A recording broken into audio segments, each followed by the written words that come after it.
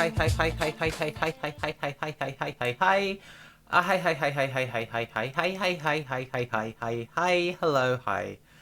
Hi.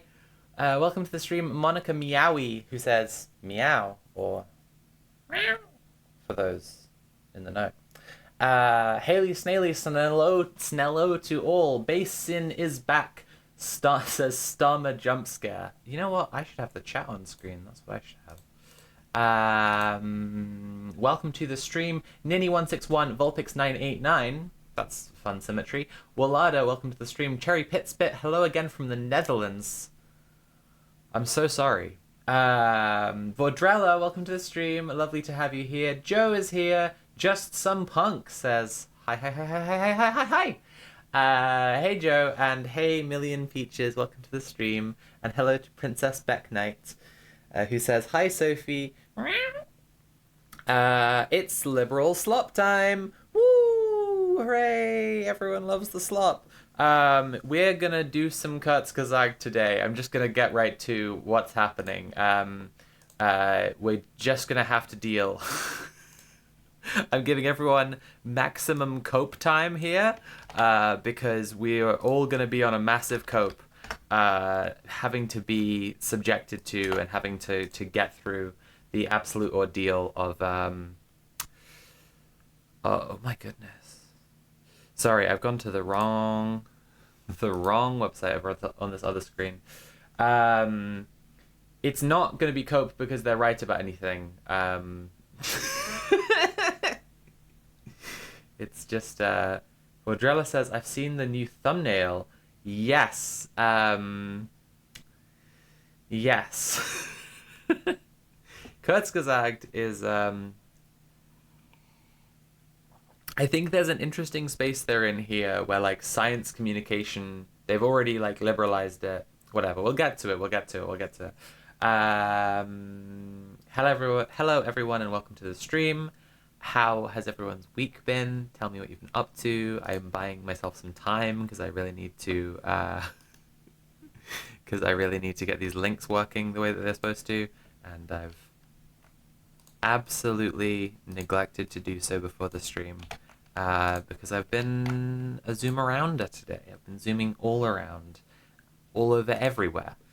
There was an incredibly special, I'm now remembering, Economist article I have lined up that, oh, by the way, if anyone is wondering during the stream if there's a terrible noise, it's because I have no self-restraint and recently got a fidget that's like a little katamari, so obviously it's the most exciting thing in the whole world to me, and I can't stop popping the bubbles in and out on it, so that's unfortunate. Just Some Punk says, oh, this pisses me off so much, I'm going to start getting fatter out of spite. Hell yeah. Everyone get fatter. Yeah, it's a crazy video. We'll get to it. This Economist article I'm gonna line up. It's you know, does everyone here know the Eric Andre skit where, or he's doing a monologue and he starts just saying words, punchline, and then Hannibal Buress is like, you did it, you boiled comedy down to its absolute bare essentials. I think the Economist article I'm going to lead in with, it might have boiled The Economist down to its bare essentials. They might have made all future Economist articles redundant, which is, you know, efficient if nothing else. We can assume perhaps that this was testing the, you know, some wonderful new Economist LLM that's been trained on all Economist articles, and so has now produced the singular platonic Economist article. We're going to do a couple of articles before we get to Kurzgesagt, because I've started the stream by saying we're going to do Kurzgesagt. That's to give you all time to cope ahead, to be ready, emotionally steel yourselves, and we'll do some warm-up with The Economist, with The Atlantic, And it's plenty sloppy. It's gonna be real sloppy. But the Kurzgesagt video, you know, they're coming for the BBWs. It's a serious problem. Keir Starmer is making it illegal to be a big, beautiful woman. This, if people don't know, because I know I haven't explained it yet, the Kurzgesagt thing we're going to look at is primarily going to be about, we might have a click around, we'll see. We're going to look at a video about Ozempic. It's...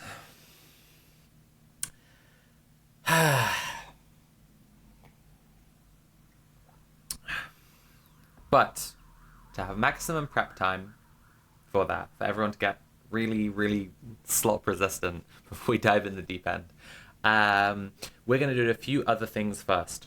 We're going to look at some comments. We're going to look at 2 articles from The Atlantic, 1 from The Economist. We're going to look at a fundraiser that I want to promote, and I'm going to wait until everyone's shown up for stream before that. And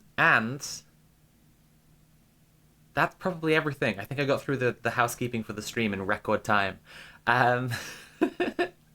Princess Backnight says, speaking of liberalized science communication, I was watching PBS Spacetime last night, and they literally did an ad read for The Economist at the end. It was so cursed. That's so dire. That's so fucking bad. Vodrella says, I saw something about BBL recently. Is that the same?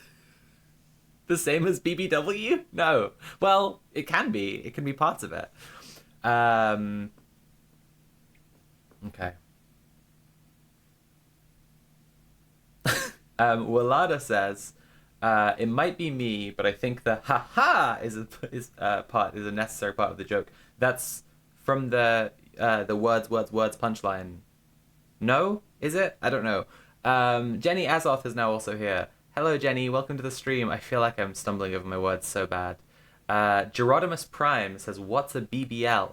It refers to a Brazilian butt lift, and is a very popular cosmetic surgery. And I know a few people who've had one, and they're pretty powerful stuff. My FFS surgeon messaged me last night when I was very sleepy for unknown reasons. And she wanted me to fill out a bunch of forms and also send in like results. And generally, like, I do the opportunity to be like, wow, look how cunty I am, wow. Very exciting, but it says it has to be no makeup, bright even lighting, and I'm just and close, and I'm like, oh no. I want to send in a glitzy glamour shoot. Jojo from the internet, thank you for subscribing with Prime. You have reminded me of the thing that I actually need to say before we start, which is, of course, if you enjoy the stream, please consider paying for the stream. I have a goal here for donos on the screen, and it'll be on the screen the whole time, more or less. And the point of that is, Walada says it was about the words punchline. The thing that always gets me in that skit is magic. It cracks me up in saying it.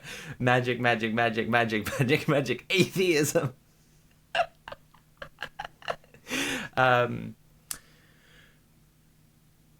Oh, the dono goal. Okay. I need to just like see stuff in chat and then react to it in a second. That's what's going on. I have a dono goal here. This is for my bills. This is for me staying alive. This is for me to afford basic utilities and nice things, because also human beings need nice things to live, especially human beings that are secretly kittens. So please use command tip. I'm going to type it in the chat here. !TIP, and go there and donate if you're enjoying the stream. Most of all, that helps me out the most. And if we hit... Oh, I should have updated it. Okay, I have to update this text, and then we're okay, and then and then everything's taken care of. Boom, boom, boom, boom. 310. If we can hit 310 by the end of the stream, fix it. Then we will add an extra stream to next month's stream schedule. It's usually every Friday. I would add in an extra one, probably on Saturday, where we would play games. So if people would enjoy a chill hangout game stream, then donate. And maybe if you donate a lot, even I'll let you pick a game. Okay. Have I said everything? Hello to the VOD viewers. If you're enjoying the VOD, please consider paying for the VOD. All the same stuff. The links are in the description. Let's go to the comments. Right. The comments. The comments. Just Some Punk says, gonna pioneer a new form of bottom surgery called a PPL, which stands for a powerful penis lift, which lifts my penis straight the fuck off my body. This falls into one of my favorite genres of joke, which is just, I'm Johnny Knoxville, welcome to bottom surgery. Like, anything that's just like bottom surgery is just like tying your nuts to a horse and having it run in the opposite direction. Middle-earth Marxist, welcome to the stream. Middle-earth Marxist says, hey there, sloppeteers. Maracas Skullman, welcome to the stream. It doesn't say you're a first-time chatter, but I don't remember this username. Anyway, welcome to the stream. Lovely to have you here. And you've said, I'm guessing this is about the Ozempic video, but did you see the weed addiction one that was shaming people for being poor and or mentally ill? I'm so excited.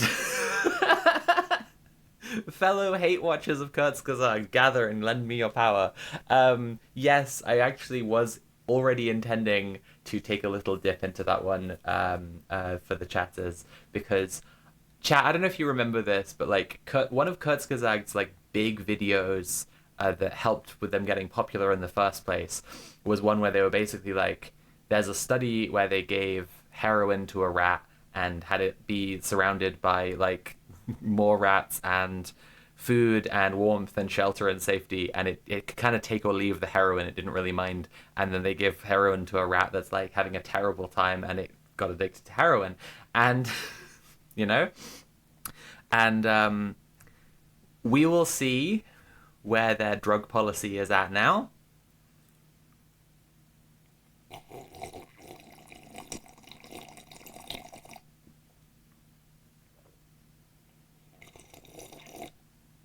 But it's not good. Trans Fox Girl 1312, welcome to the stream. It says you're a first-time chatter, which doesn't seem right, but maybe it's just because we've chatted in Mule's stream a bunch. Okay, let's go to the comments. I said that like 20 minutes ago now. That's not true. Okay, so Ryan Phillips 7064, who people may remember, chatters, you may remember this as the bourgeois intellectual VOD commenter who tried to instigate chatter revolution against the VOD commenters and deliberately misrepresenting him to destroy the chat revolution. Ryan Phillips says, I don't wish to stoke the VOD chat divide here.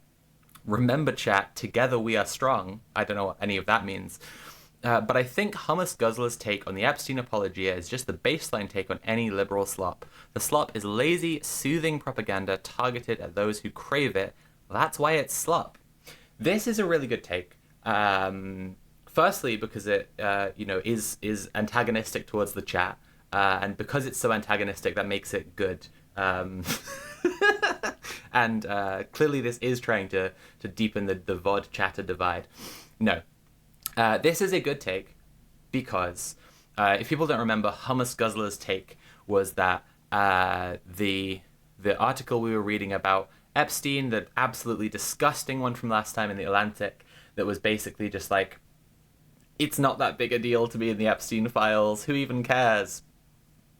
The one that was very firmly saying there absolutely was no trafficking ring, it's just Epstein, and was additionally saying like, it deliberately like cast aspersions and doubt on Virginia Jeffrey. Like it was very gross. Oh, ad break. No, hang on. Dismiss. Hey chat, please subscribe so that you have ad-free viewing, because it's gonna come back around.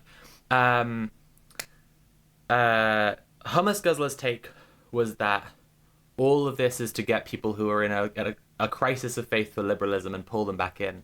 And it's a very true take, and I said so at the time. But I also really like this from Ryan Phillips. It's the basic thing that most liberal slop is doing. It's just very obvious in that particular article, because it's like it's for a particular moment where people are feeling something quite acute, and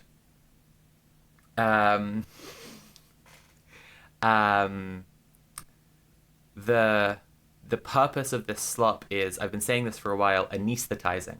Like, I think that the contradictions in capitalism hurt people or cause them like a sense of moral injury. Like, they see something that doesn't look right and they have to text 61016. Sorry, that's one for my fellow Brit bongers. They see something that makes, their sense of a just world hurt, and they need some kind of remedy to this. Now, the best remedy, of course, would be to have a complete class consciousness to the point that you organize and you actually solve the underlying problem. But if you can't actually solve the underlying problem, the best remedy would be some kind of painkiller, something to just numb that pain that you're feeling. So there is a demand, and in the laws of capitalism, when you have a really great demand, there's a big opportunity for people to throw various different solutions in there. And this is how the free market creates reactionary and recuperative thought. Like, by people suffering the pain of like, this shit doesn't make any sense. By people having that sense of just like, this is fucked.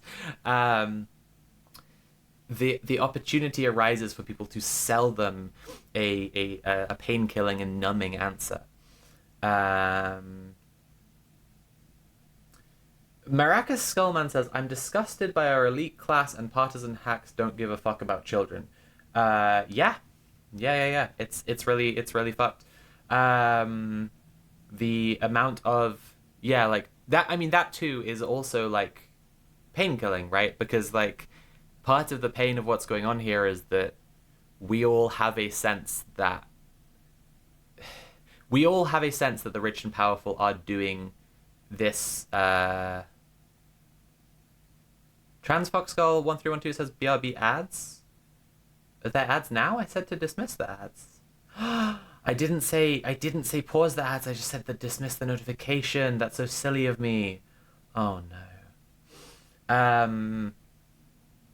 Yes, anyway, that too is a pain-killing solution, to just say this is a problem of the other side of the aisle only, because we can see that it's the ruling class, and that's something that's really striking about Epstein and continues to make people really drawn to thinking about it and talking about it, I think, because it's just so obviously the ruling class broadly.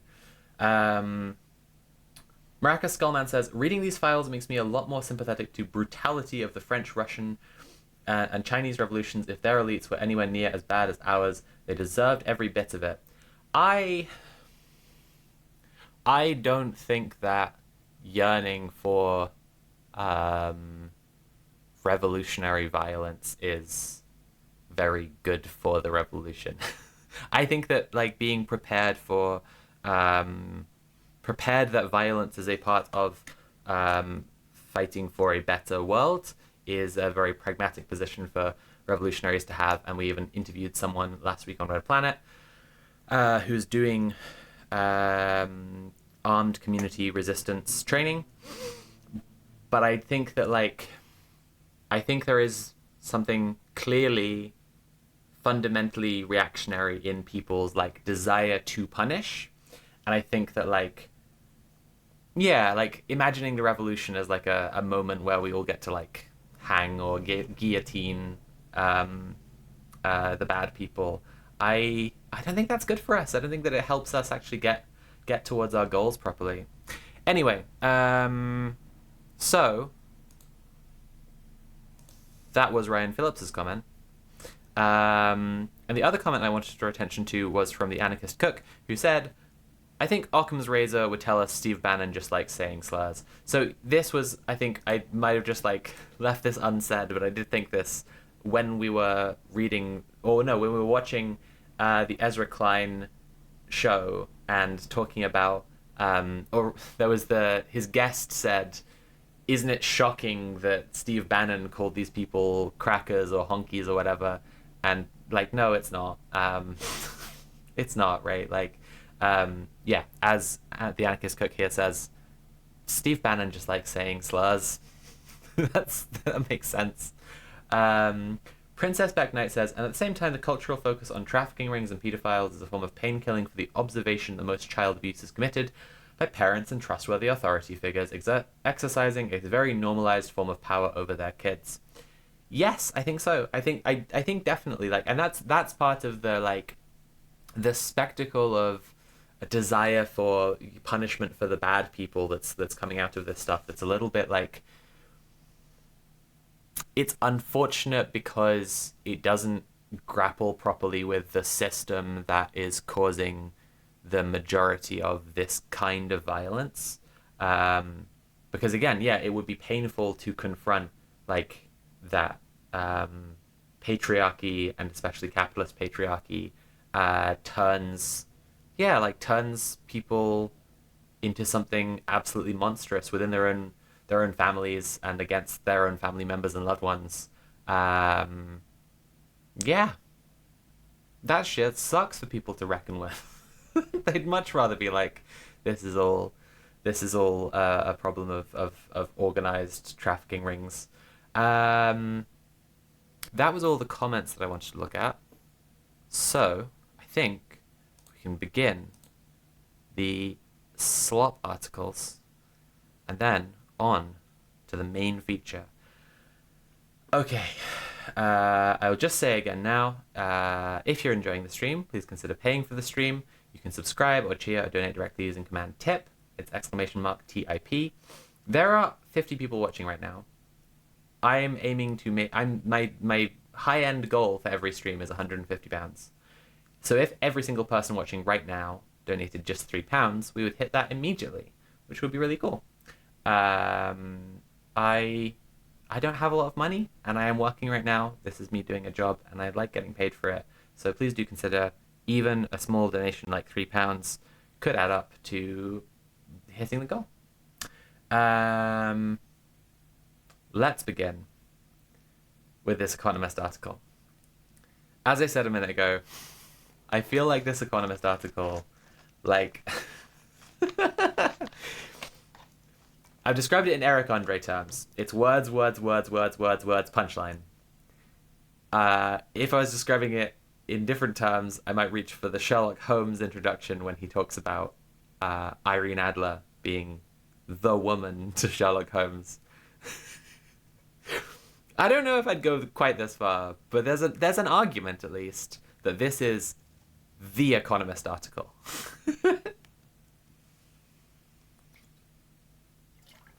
Oh.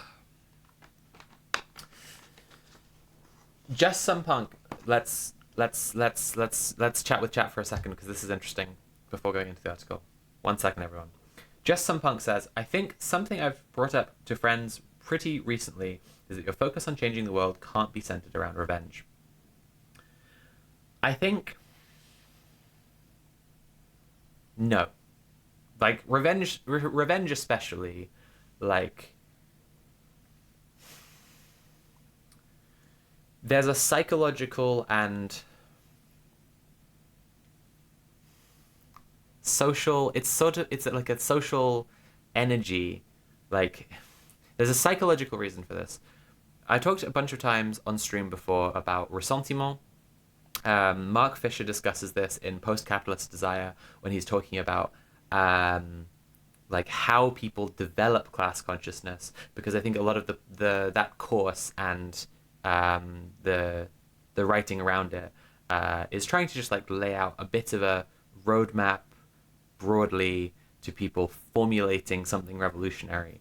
And so they look at the theory discussed by Nietzsche and others of ressentiment, which is this idea of someone putting power onto someone else in a resentful way. Obviously, it's the French for resentment, but it's this specific terminology they use in theory for like putting power onto something that you view as oppressing you. So if you have self-consciousness but not class consciousness, say as a woman, you might feel my father is oppressing me, my boss who is a man is oppressing me, my brother is oppressing me, my husband is oppressing me. And in doing this and experiencing misogyny from these men in your life, you might put power onto them as the thing that stands between you and freedom. And actually changing the world in liberatory ways begins with developing a class consciousness, because you have to recognize the people who are in the same position as you, because you only have the strength together to change it. For example, the VOD commenters and the chatters are two classes, and obviously they should fight each other. Because the VOD commenters, by being so good at commenting and just better than chatters in every way, are oppressing the chatters.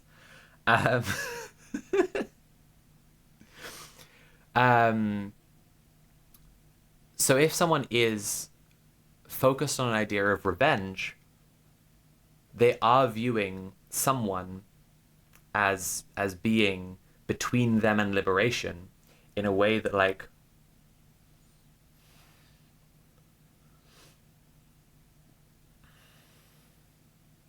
okay, Maracas Skullman says, I don't want to sound mean, but that sounds a lot like the bullshit liberal trope of, if you're oppressed and use violence, you are just as bad as the oppressors.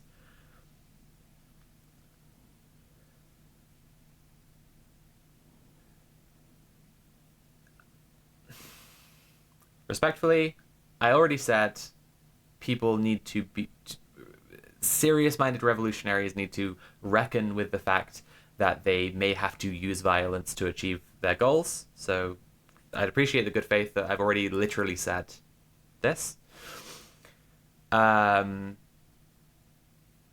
am talking about the emotional energy that you invest into some party that you view as like having total power over you, and therefore you imbue a sort of totalizing power onto. Like, this is an important concept to reckon with in the development of class consciousness, because we all have to act together to liberate ourselves and each other. And if, for example, the oppressive group is a bunch of slave owners and overseers on a plantation, then yes, like slaves rising up and killing those people is actually a good thing.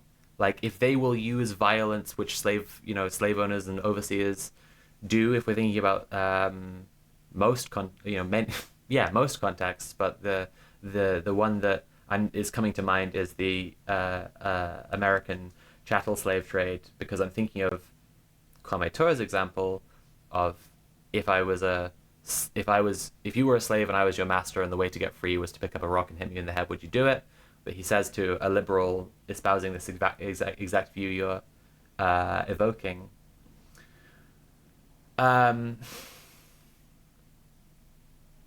my point about ressentiment is that, like, if you have a world that is still defined by this individual, after you take revenge on them, you haven't made space in your own imagination for something that is different. And if we're to acknowledge and challenge systems, it takes a reckoning with some amount of violence that's needed when you will be met with violence for trying to liberate yourself. And it requires that you not, like, invest this emotional energy into your oppressor, your enemy, in a way that, like, just gives them totalizing power over you.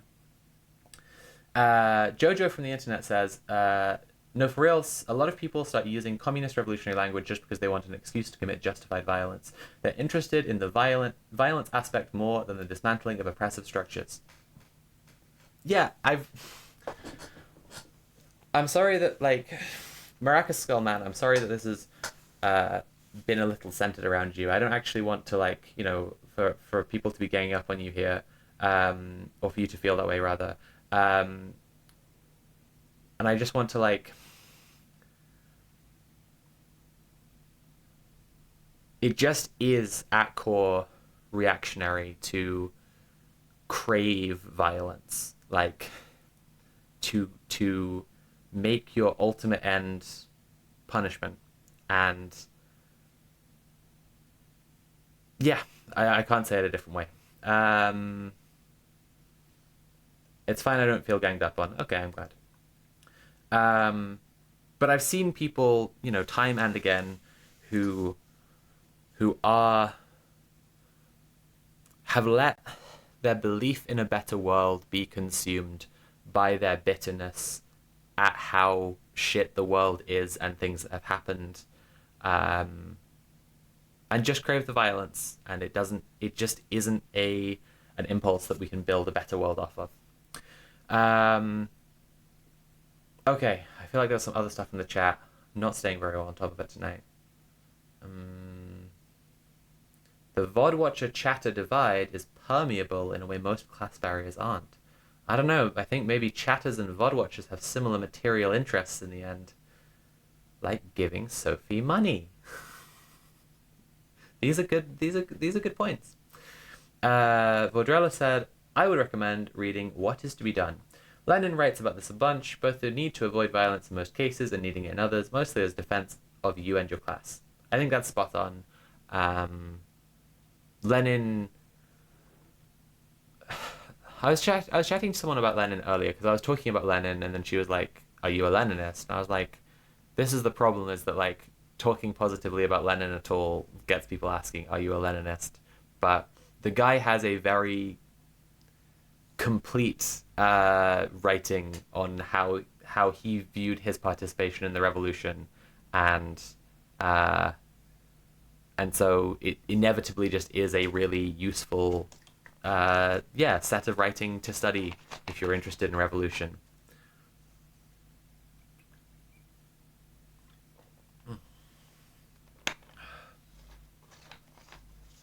Maracas Skullman says, "I don't crave it, but I do think in some cases it's necessary. In cases that maybe you wouldn't, but that's okay. We can agree to disagree on that." So it's not even that I think that. Here's the thing: is like I. It's not even that I think that, like, the ruling elite who've been involved in like Epstein's trafficking ring, like, shouldn't face punishment. Like, figureheads or centers of power of the ruling class, like, there is even if you're being purely utilitarian before even getting to like what would appease the public desire, like punishing figureheads of ruling class groups that have opposed revolution, like, helps to decapitate a very hierarchical movement and like and stop it because they do actually like their leader, and feel more defeated by their leader's defeat. Hey, Prince Infidel. uh, Prince Infidel says, "Hey, I'm here. Hope things didn't get too sloppy without me." We actually just started, really. Speaking of which, we should actually start the article. However, Jojo from the internet has just left this big comment. "I understand the impulse, though. The current world is infuriating, and striking back against it is a very natural reaction, but also that's something that needs to be built up to. Small-scale individual violence isn't going to result in systemic change." That's spot on. "Which we can see with the United Healthcare CEO's assassination. Like, it got some short-term changes when there was a big panic about further violence, but we didn't get any legislation change, That's really good. That's really well written. Yeah, I think, like, we need to appreciate that we have to work together as a class to have power, and there is so much work to be done. Like, we are so unbelievably alienated from each other. There is so much work to be done, and most of it is in building structures of community and of care and taking care of each other. And like in the Imperial Core, we have to build like structures and communities of care that help us to be able to withdraw our labor from capitalism the most effectively. Because the more we can withdraw our labor from capitalism and live off of something else and parallel, and a revolutionary society that we're growing that effectively withdraws like labor and resources away from the system we are trying to not support, that will help the imperialist project to rot faster. And the more we're taking care of each other well as that happens, the more we are living as we'd like to in the future, like practicing the post-revolutionary lifestyles that we want. I think it's far more likely that the pedophile ring gets brought to The Hague by like the Chinese army, to be honest. But I think that like maybe the simplest and biggest thing for me is that once you reckon with the amount of work that needs to be done in just like feeding people and building structures where we're taking care of each other to strengthen things like general strikes, talking about violence just gets very like abstract and fantastical. That's the main thing. It just becomes very like, okay, like maybe we like, I don't know. we have so much other stuff to do. Okay. TransFoxGirl1312 says, especially where the state have suppressed communism since World War One. Yeah. Maracas Skullman says, and the alienation is getting worse because of the tech ghouls. Yeah, I think this is an opportunity that the left could be seizing on more. It's just like, fuck social media. Like, I'm saying that as an influencer, and it's my job. And again, chat, it's my job. Consider paying me for my job. Like, it's strange to be saying that, but at the same time, like, I think that we need informational infrastructure we rely on to communicate and share and discuss ideas. And I'd like to carry on, commentating to people and doing my writing within that. But like, I just feel like the left could be broadly much more like fuck social media and fuck the tech billionaires than they are. Let's read this Economist article. Would chat like to guess what the ultimate Economist article's title is? This is like the purest distillation of The Economist that we're about to read. This is the words punchline of The Economist. That's the title. Okay. I'm lining it up. Vaudrella says, we want more money and power? It's pretty good. Maracas Skullman says, I agree, as the internet becomes more numbing and filled with AI slop and bots, it's becoming more effective to do reach out IRL. Exactly. I think the tech ghouls just like don't appreciate that people do hate their phones and will actually like relish the opportunity to just like throw away their phones forever and never go on them again. Prince Infidel suggests the title, What If Slavery Good? Middle-earth Marxist, I really like this one. What about all the good Epstein Hitlers?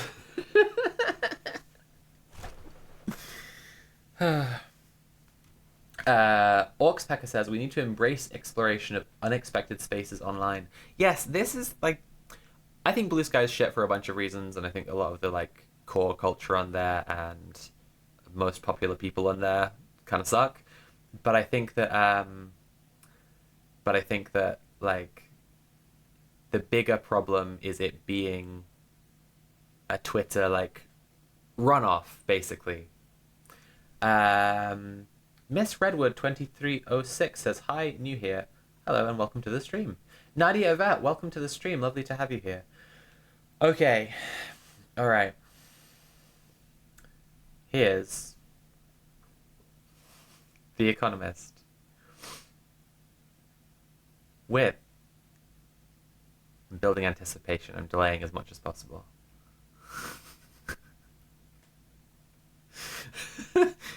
It's time for The Economist article now. After only an hour of streaming.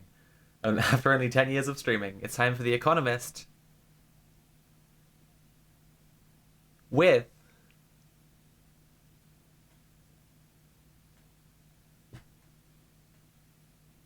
I don't know. I think people could, I'm just thinking like if you're enjoying the stream, you could pay for the stream. Maybe, maybe just, I'll just say again, if you're enjoying the stream, please consider paying for the stream. You can subscribe or cheer or donate directly using command tip. Lemon Poppy Seed Games, new chatter, just says ... It's good. But it's time for The Economist article. That is called... This is going to be such an underwhelming... Now that I've built it up this much.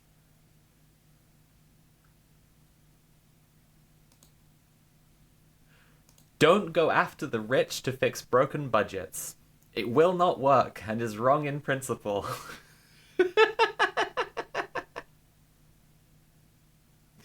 I love this so much. Just like...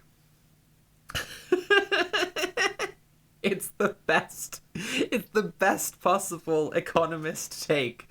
Just like, don't tax rich people more. It's so stupid. Okay.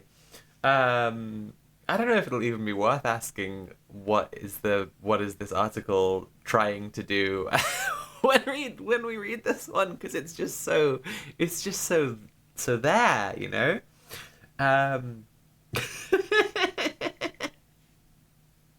Okay, let's read it. America's top 1% enjoy a fifth of the economy's income and pay nearly a third of its federal taxes. Lots of interesting layers of statistics going into the very first claim. Many politicians think they should cough up much more. Yes, and also most people, you absolute freaks. Zoran Mamdani, Zoran mentioned, New York's mayor wants a new 2% city levy on incomes over $1 million. 2%! I'm sorry, that's so small. Like, do these guys...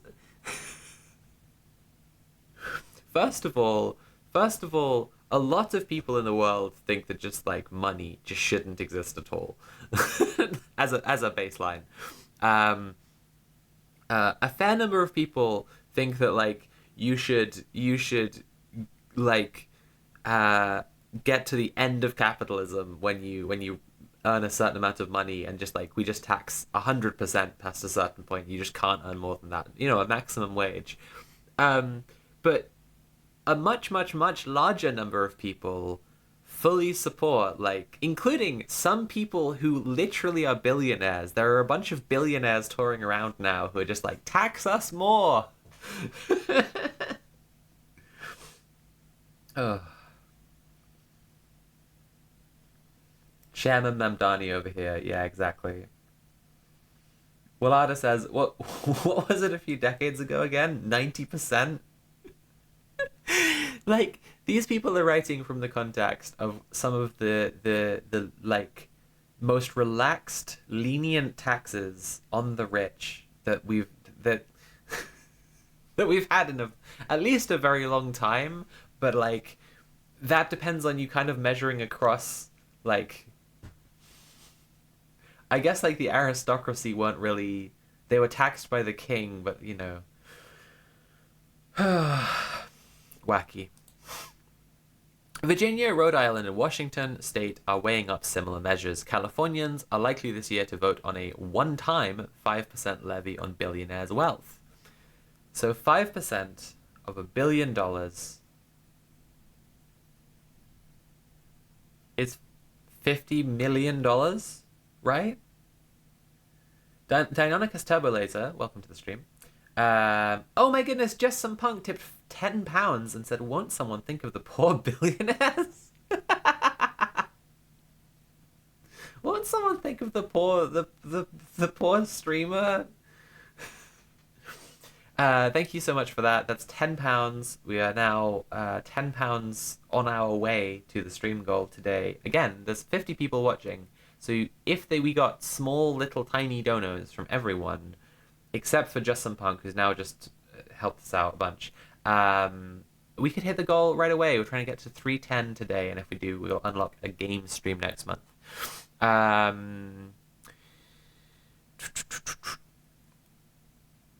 In Europe too, there is a similar clamor. There's a similar clamor to target the wealthy. France has seen a popular campaign for a wealth tax. And with Sir Keir Starmer weakened or doomed as Prime Minister, the left wing of Britain's Labour Party may implement one of its own.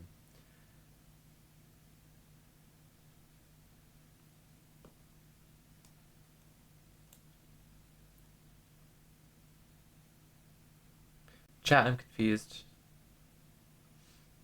Chat is checking my maths. Did I get it? Apple Chips the video game says, targeting the wealthy? Only one true hero has done that so far. I think you must be referring to Robin Hood. Trans Foxgirl 1312 says, literally fuck all in the grand scheme of things. Okay. The idea that the state, for the purposes of doing things for everyone's benefit, might take $50 million out of $1 billion, and the guy, like, it's very sad for him if this is his first $1 billion and he gets demoted from a billionaire down to a multi-millionaire. But it's also not at all, right? Because that guy still has $950 million. Like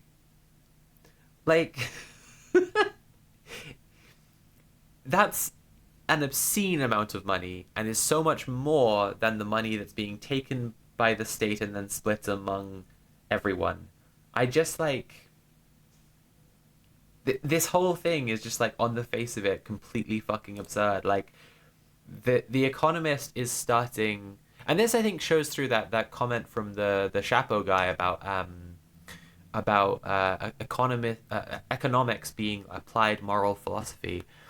The Economist is starting here from a place of, it's okay for someone to have, in practical terms, like, infinity more than someone else. Like, it's okay for someone to exist on a just completely other plane of existence, because the one of them is, like, a wage slave single mother who is, like, working 2 jobs already and taking care of her kids, and so functionally has just, like, no freedom in her day-to-day life. Like, she just wakes up, works, takes care of her kids, and sleeps. And, like, meanwhile, there's some guy who has millions upon millions of dollars and could just stop working immediately if he didn't want infinity more, and he's using his spare time to, well, like, the Economist is starting from a place where, like, that's okay, just to begin with. And then, like, the actual maths of it, like, it won't work and is wrong in principle. I'm unconvinced. Danonicus Turbo Laser says, taxing the billionaires is the compromise position. That's what I think they don't seem to really get. Like, I think they're trying to do a sort of, like, tug of war thing here and, like, pull it back towards, like, no, taxing the billionaires at all is a compromise. We think that it should be completely whatever, like, minimal state or whatever. But, like, it's not. They're even having to admit in the writing of this that it's popular, as in most people agree we should tax the rich. They owe us, actually. Middle-earth Marxist says jailing them should be the compromise. Powerful thoughts in chat here. Powerful thoughts. Willada says negative tax for the 0.01%. Give that? I mean, functionally we do. That's a crazy thing as well. Like, here in the UK, like, we have privatized rail, which is now, I don't know, they're very unclear about it. Hopefully getting renationalized, but, like, we've been, anyway, just paying Richard Branson, who is in the Epstein files, talking about how much he loves Epstein's harem. Disgusting. We've been paying him tax money. Like we've just been paying him tax money to run the trains worse. It's insane.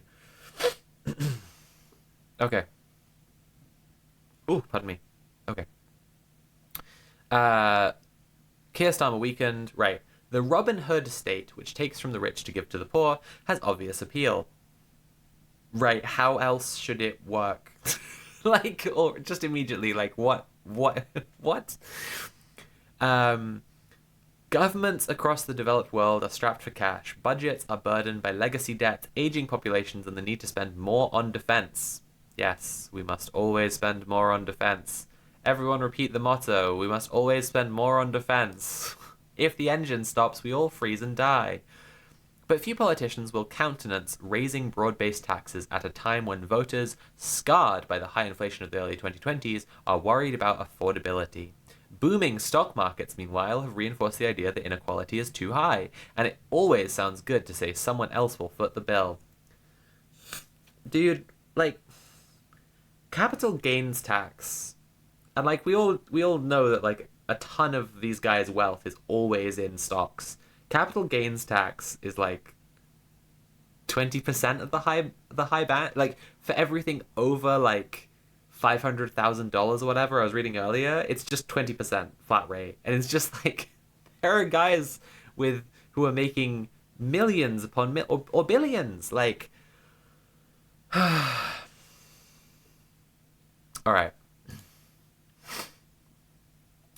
Yet, plans to fill budgetary gaps by raising levies on the rich are flawed. It's a fine claim. It's actually just not. I'm doing the thing. I'm trying to set up. Let's interrogate it. But I'm just like, this just sucks, guys.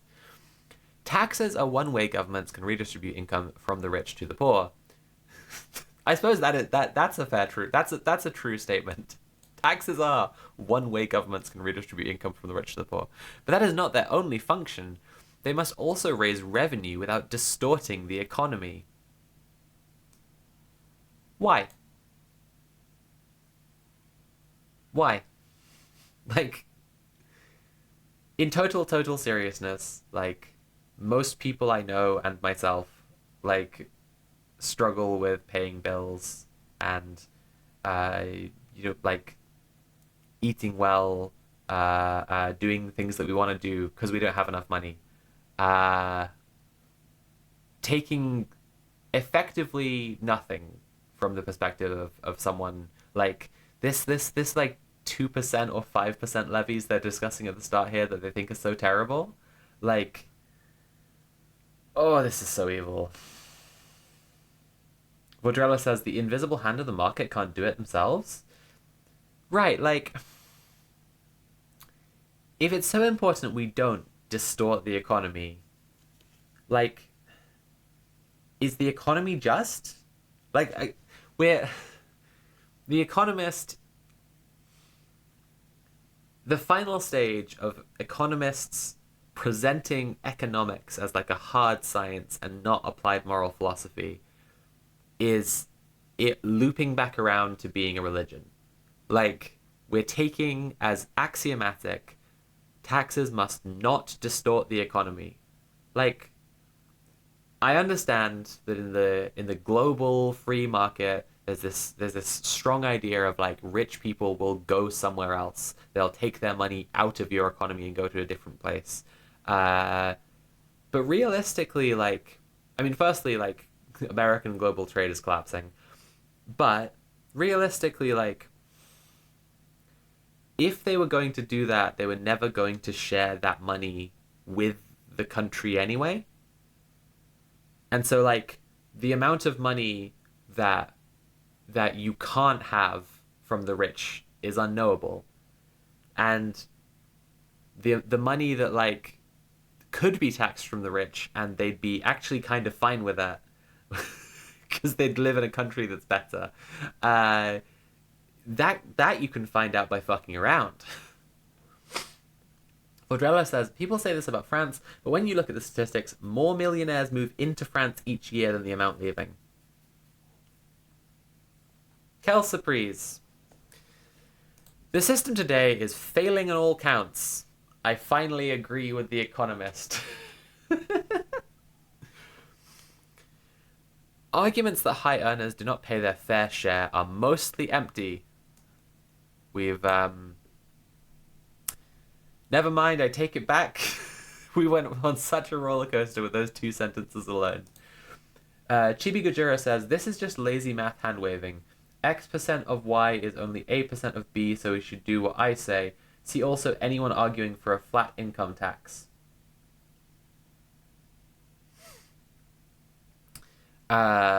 Squeezing the rich further will raise trifling sums of money while causing real economic damage. Consider revenues first. There are simply not enough fat cats to fund welfare states by themselves. This is actively eugenic. This is getting to a point of like just letting just the bodies pile high in the thousands kind of shit.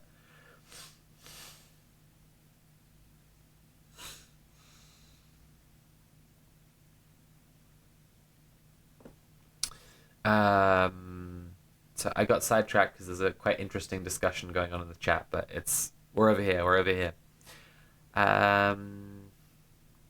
Consider revenues first. There are simply not enough fat cats to fund welfare states by themselves. Ebenezer Scrooge wrote this. There are simply not enough fat cats to fund welfare states by themselves. The proposed sorry, it's just so infuriating. Like, capital is dead labor. Like, the labor was done by the working class, and then it was extracted from them, and now is in the hands of the fat cats. The idea that there isn't enough to take care of the working class, like, it makes me want to fucking scream. It's just like the value that the rich people have and own and have earned, it all came from the working class in the first place. The proposed wealth tax in California would raise about 2% of the state's annual output. Not much for a swing... is it supposed to say swinging? It says swinging? Okay. One-time levy in the place of in the place with one of the world's greatest concentrations of billionaires. The figure for Mr. Mamdani's proposal is around 0.25% of output annually. The limited revenue-raising power of the rich is why European governments have to fund their big spending with broad-based levies such as taxes on consumption. By contrast, America, with its low overall tax burden, can get by with one of the world's most progressive tax systems. Oh my goodness. Oh my fucking Christ. It's like, I feel like often on Liberal Slop, we're looking at stuff that's broadly describing what a lot of people think, and it's very insidious, and that's what we've been used to looking at here, and this is just like the mouth of Sauron, just like riding out of the Gate of Mordor and just being like, the American economy is working really well.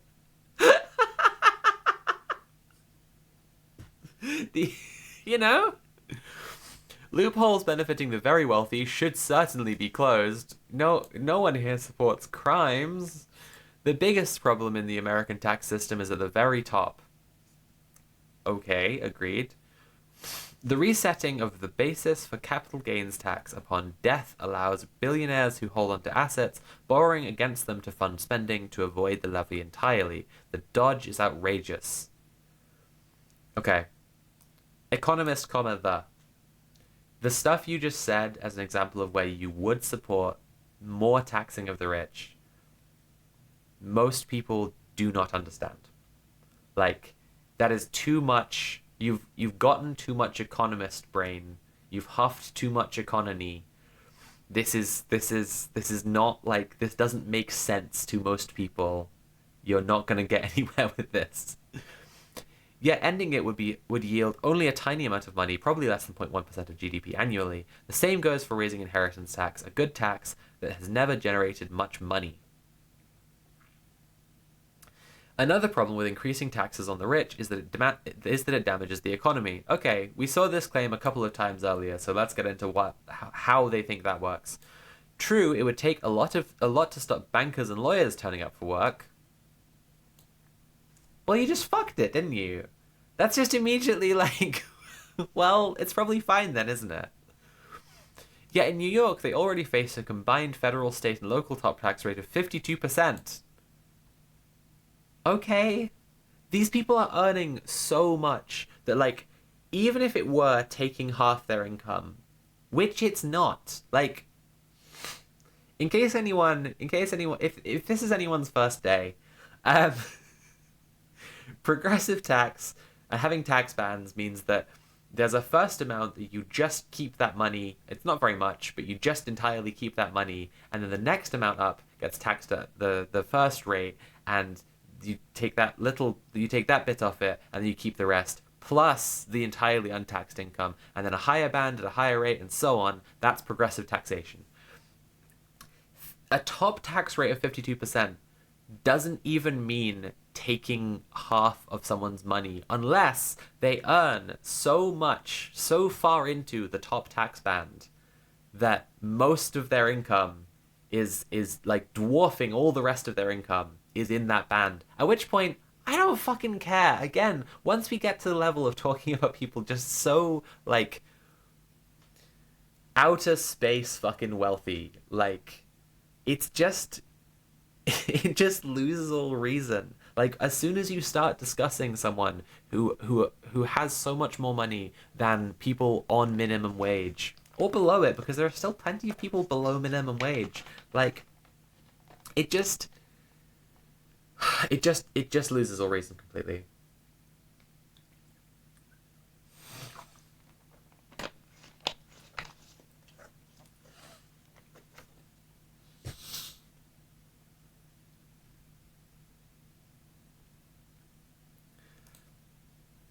And the cumulative impact of such levies on risk-taking, enterprise, and innovation, the lifeblood of economic growth, may cause real harm. Oh, Christ. There's so much wrong.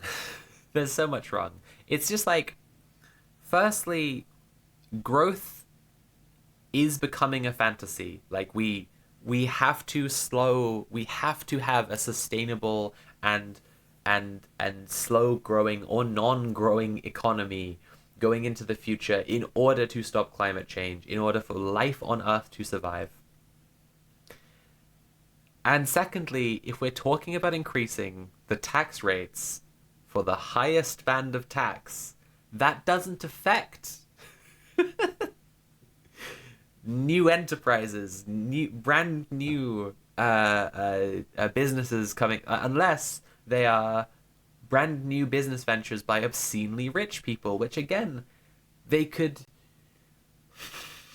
Why would more highly taxing the income of a CEO of some massive new company discourage the company from existing altogether if the company was worth existing? Like, if we just had absolutely apocalyptic tax rates... in the economists' terms, like the worst thing they can imagine, we would basically, like, the government would essentially be asking explicitly for people with wealth to do things that benefit the country. They would be asking for people who have enough wealth to start some big company, to be earning a lot of money, whatever, to do something that benefits people because they can't be doing it for obscene personal gain. And this, like, this training of human beings into, like, rats in the Skinner box, like the beginning assumption in economic modeling that the people in the model are self-interested, rational economic actors, is actually a claim towards turning people into self-interested, rational economic actors. People who are modelable within some, like, statistical computer, analysis at The Economist or London School of Economics or whatever, for the Financial Times, whatever. It's about turning people into these things and and doing so by rewarding people thinking in this way. When you I think it's probably not. It's probably obvious to everyone when you hear about like rates of psychopathy and complete like lack of empathy for others and entirely self-interested, calculating, cynical reasoning, like all of this stuff being like far more prevalent in the richest people, that's not an accident. That's the system rewarding it. Like people share those statistics around because they're trying to get the point across that this is the system that we live within. And this is what The Economist is advocating for more of.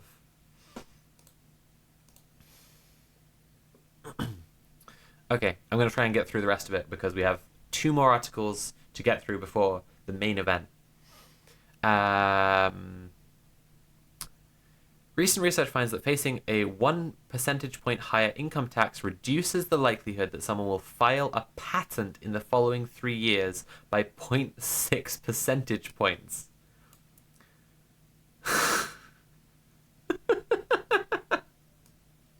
It would be really good if they would link this one. That's such an insane claim. Okay.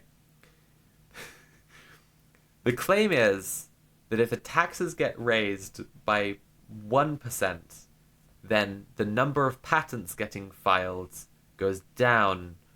No, the likelihood any given person taxed 1% higher will file a patent in the next 3 years goes down 0.6%. What? This is gibberish.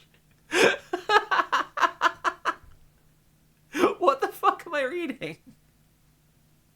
Jesus Christ.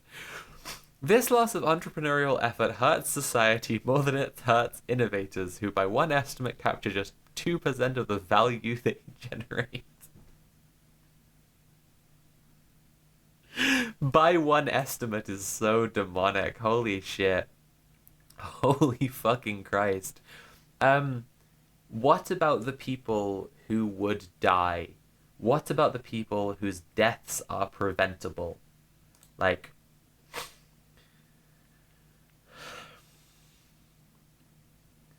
Ben Bryant, entrepreneur, might not, I'm just making up a guy, might not file a patent in the next 3 years. And the 1% more tax raised from Mr. Bryant could save lives. I'm just like... And I know here The Economist would be like, our point is that the economy would grow because of this and that everyone would... But it's like, it's just not true, is it? It's just not true that the rising tide raises all boats if you're also pushing as hard as possible to stop there from ever being welfare or higher taxes on the rich. Oh well, if The Economist has an unsourced estimate about it, pack it in, communists. This is so insane. Like, this is like the claims being made here. I'm gonna need to make another hot drinks shortly, I think. Okay. I've been streaming for nearly an hour and a half now. I would really appreciate if people paid for the stream. If they're enjoying the stream, the ways you can do that are by subscribing, cheering, or donating directly using Command Tip. If you're a VOD viewer, you can use the link below the VOD. Okay, let's get through this. I'm getting all blocked up. You might think that the one unassailable argument for taxing the rich would be fairness. But even that idea is dubious. Oh no. I just said let's get through it quickly, and then The Economist said we can't know. No one can know for sure if it's fair to tax the rich more. The presumption that governments have failed to ensure taxes on the rich keep up with their income is mostly wrong. The rich world does more redistribution than ever. That one's just a lie. In Britain, France, and Japan, income inequality has fallen after taxes and spending. In what? Since 1990, America has offset much of the rise in pre-tax inequality with more redistribution. Taxes on the top 1% are higher, and spending on the poor, such as on healthcare, has grown. Besides, fairness is not just about making incomes equal. A fair system would also respect property rights, be reasonably predictable, and allow people to reap the rewards of their efforts and risk-taking. They just departed from reality entirely. They just actually entirely departed from reality in this last one. The rich world does more redistribution than ever. Income inequality has fallen. Fairness is not just about making incomes equal. A fair system would respect property rights, be reasonably predictable, and allow people to reap the rewards of their efforts and risk-taking. Again, the poorest in our society are dying. Like, the poorest in our society are just literally dying. Like, the next poorest in our society are living lives that they barely get to live at all because they are so poor. The journey up from there to people who are like getting to enjoy life at all constitutes the largest sector of like the population. Apple Chips, a video game, says, if we're including respecting property rights in the calculation of taxes, then the poor should never pay taxes again because of the 2008 financial crisis. It's pretty good. It's a pretty good point, actually. Middle-earth Marxist, thank you for tipping £1 and saying, don't forget your sloppence, chap. Where were we? Of all the proposals, California's most dramatically fails these tests. It looks more like the arbitrary seizure of property than progressive taxation. Yay! No one should expect the promise that it is a one-off levy to be honored. Yay! It is a safe bet that the left will raid the same billionaires again the next time they have a program to fund. Yay!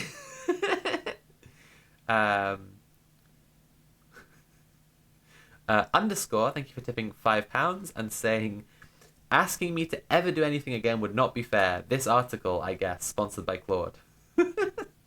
It is very fucking lazy, isn't it? It's like I said earlier. It's they've run all the Economist articles through an LLM. I mean, this is the sensible endpoint of the Economist is that they do train an LLM to just spit out Economist takes, because like their takes are so intensely ideologically bound to like the project of the ruling class and of capital and of the free market that like there are like bounds. Yeah, I'd say there are bounds you could put on the kind of speech that an LLM could put out and constitute an Economist article, and you could train it on all the existing Economist articles, and they don't put the authors' names on Economist articles anyway, so it's not like they'd even owe the reader anything in like changing the entire magazine to just be written by LLM, and it's the most sensible business decision. They can just automate out all of the slop writers.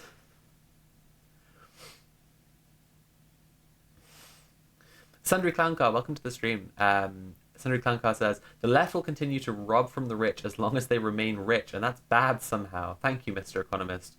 Not weird at all. Modulotti, welcome to the chat. It says you're a first-time chatter. Modulotti says, maybe they've done it already. That's what I'm saying. I like, there's a strong argument. But again, I think that, like, I have previously repeatedly compared the Economist authors not putting their names on any of their articles to the IDF soldiers turning away from the camera in their portraits. And I think that, like, another comparison I would make along the same lines is that I think some Economist authors are just like raging psychopaths and do it for the thrill. So probably what they would do is automate out the paid slop writers, and then have just the real sickos voluntarily submit free articles. And if I believe that was the model they're running on now, I think this one would have been written by one of the real flesh and blood sickos. Alethea says, didn't know it was going to be on Twitch today. Was waiting on YouTube but didn't get any notifications. Alethea, I usually stream on Twitch. In fact, I haven't streamed on YouTube in, I want to say, over half a decade.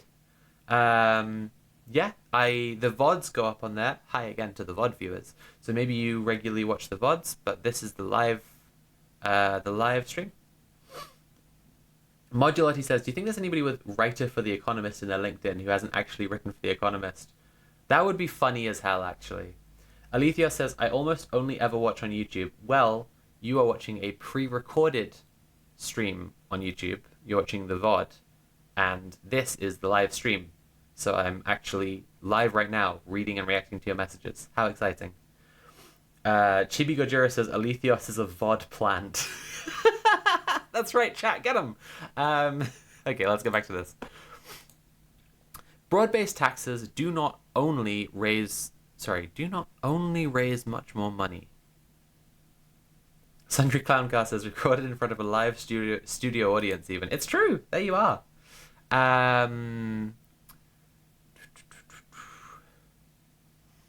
Broad-based taxes do not only raise much more money, they are also politically healthier. A society where the many pay tax and benefit from spending is stronger than one where the few have to pay for the many. If progress on artificial intelligence concentrates incomes at the top, as almost everyone in Silicon Valley expects, then this tax system will require fresh thinking. But that world, if it comes at all, is some way off. Today, polls and experiments show that voters pay woefully little attention to the nasty, they're now just calling it the nasty, the nasty side effects taxes have on the economy. Without a personal stake in keeping taxes low, they are less likely to keep harebrained public schemes in check. Only by exposing voters to both sides of the ledger can you expect them to pay heed to the benefits and costs of government spending, rather than always favoring more handouts. Oh, Christ. Tax bans of merry men. Embarrassing. At a time of rising public spending, it is dangerous to suppose that the rich can always pay just a little bit more, yet most left-wing governments would gladly embrace their inner Robin Hood and raid away. When pressures on the public purse are great, it is tempting for leaders to reach for ways to raise revenue that, in the short term at least, impose the least political cost. Taxing the rich will wreak economic and political damage in the long term, however, and will fail even to bring the revenue that governments need. Emulating Robin Hood and his merry men might look tempting, but it is a trap. Jesus Christ with this. Oh my goodness. Yeah, chat, give me your thoughts. I'm going to make a nice hot cup of tea in a second, and I recommend everyone else does too. Give me your thoughts on this article. I'm really entertained by, like, how mad this writer was, like, especially towards the end. Like, he couldn't really, like, keep it together, like the nasty and the what else, harebrained, I'm still looking at it, harebrained public schemes. There was some more stuff earlier on, like, they're really, like, getting more and more insulting throughout the article. Like, it's more and more important to the author that you know they're actually mad as fuck and don't approve of you doing nasty communism. It's just, like, it's so embarrassing. But to the actual, like, structural claims they were making, like,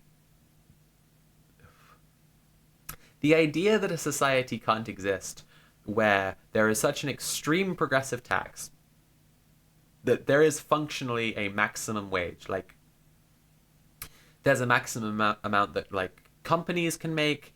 There's a maximum amount that people can earn.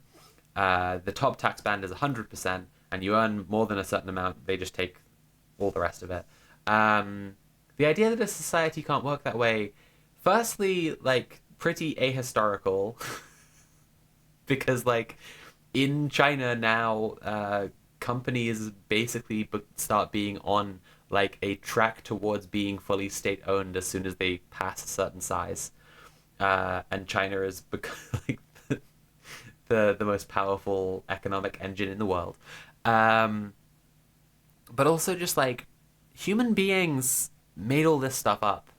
Like we can have a society where there is a maximum wage and the state just takes everything in the top band and it's just like more and more and more to keep like the poorest people from dying and to keep like an irreducible minimum standard to society. Like we can do that because we can imagine it. Like we just like we made all this stuff up and we can just do it in a different way. So the claim that it like can't work that way, it's just like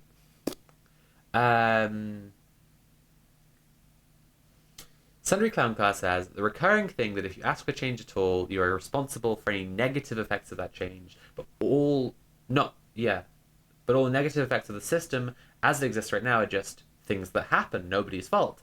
Certainly not the fault of the people who are actively benefiting from the current setup.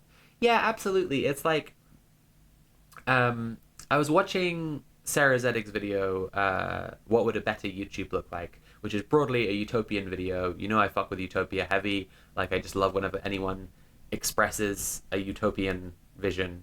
I think it's unbelievably healthy for the left, for people to just basically go around saying, this is a utopian vision of mine. You know, anywhere on a scale from like slightly better than things currently are, all the way to like so utopian it couldn't possibly even exist. Like, I think all that shit is good for us, good for society, good for the left, good for human beings. Anyway, she said at some point, like,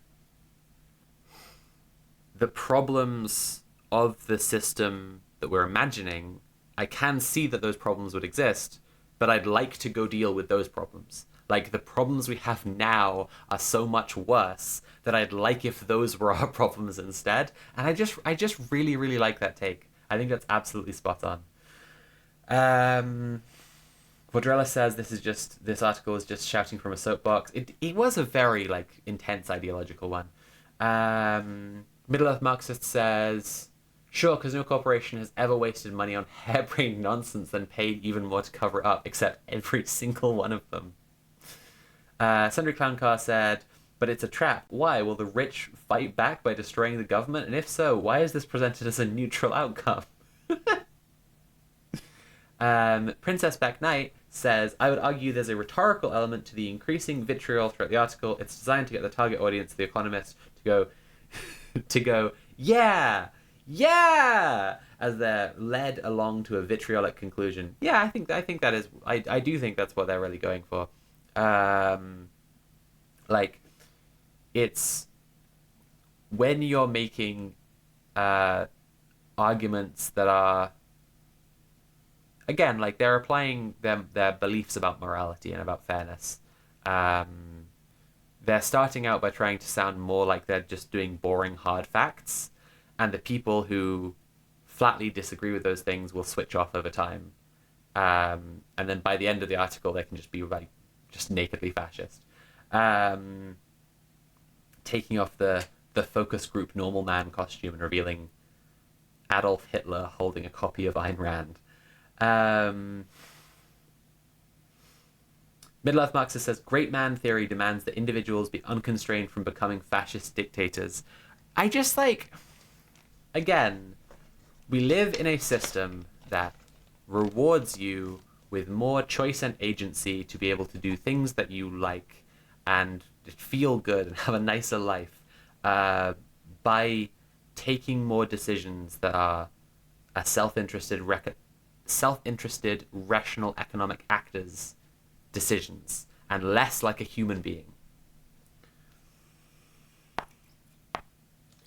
And so people are more alienated from themselves and from humanity the more that they put into that system. And it works for some people, and they you know, get up to a level where they have they share in being some of the richest people on Earth. And the richest man on Earth is like unbelievably fucking sad, and everyone can see it. So it's clearly not making them particularly happy.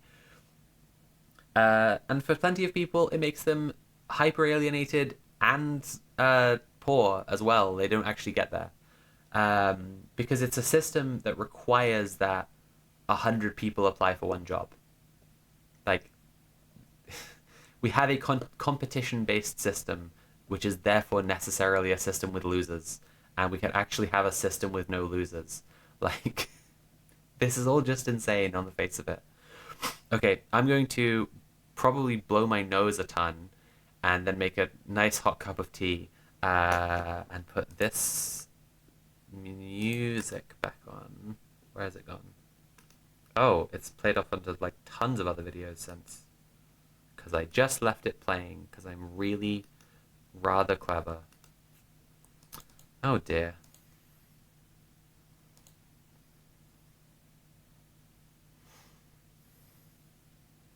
Okay, we got it. We got it. We got it. Here we go. Okay, I'm gonna go make a lovely hot cup of tea. I recommend that other people also. I think it might have been too loud. I'm gonna make myself a cup of tea. I recommend that people also grab a hot drink, or just stretch, or get a glass of water, or whatever snacks you'd love to enjoy. And if you're enjoying the stream, please consider paying for the stream by subscribing or cheering and donating directly using command tip.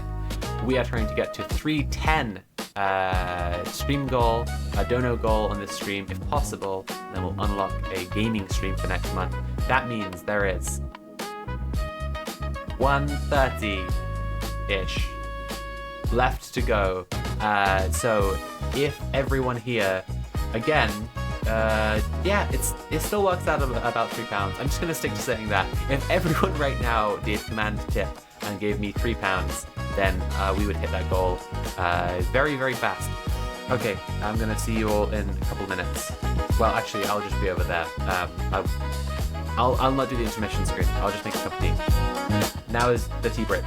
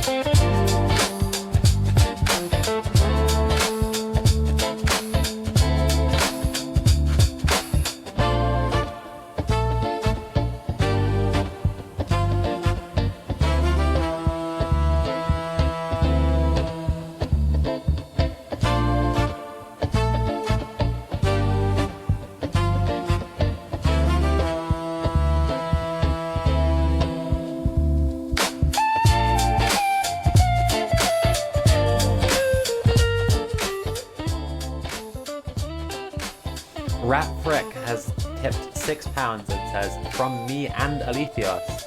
So that's a donation covering Rat Frick and also Alicios said they don't have any money to give. Really, really appreciate that. Everyone else, remember, any size of donation helps me out and helps me to do nice and good, cool stuff.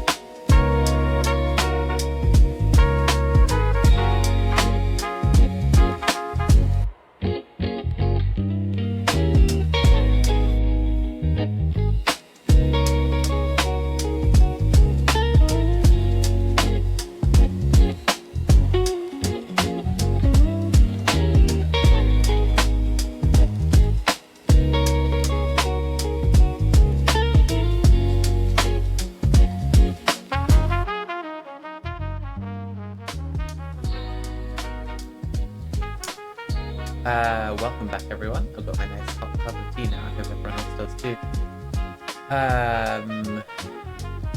Ratfreck also said in chat, being a billionaire is really bad for your mental health because no one can interact with you genuinely anymore. And there are armies of people invested in you staying rich and getting richer, regardless of your individual needs. So you want to be compassionate to them, don't eat them. So if you want to be compassionate to them, don't eat them. We should tax them for their own good. Yeah, I mean, like, the ruling class are clearly fucking miserable and we can help them by taking their money away. I think this is a good, solid take, and that's what it's saying this too. I think that, like, this is something to consider in the, like, the fairness column, I guess, of, like, what The Economist was saying there. Like, and I do think about this a fair bit, like, it's not just people not being able to interact with them in a normal way in terms of, like,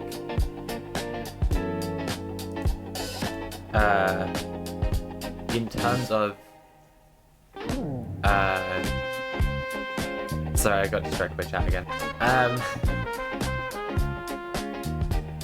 It's fairly obvious to imagine people being, like, sycophantic towards billionaires, but, like, there's just an argument that, like, there's an argument that a billionaire can't meaningfully have, like, a consensual relationship with someone who is, like, earns a normal amount of money.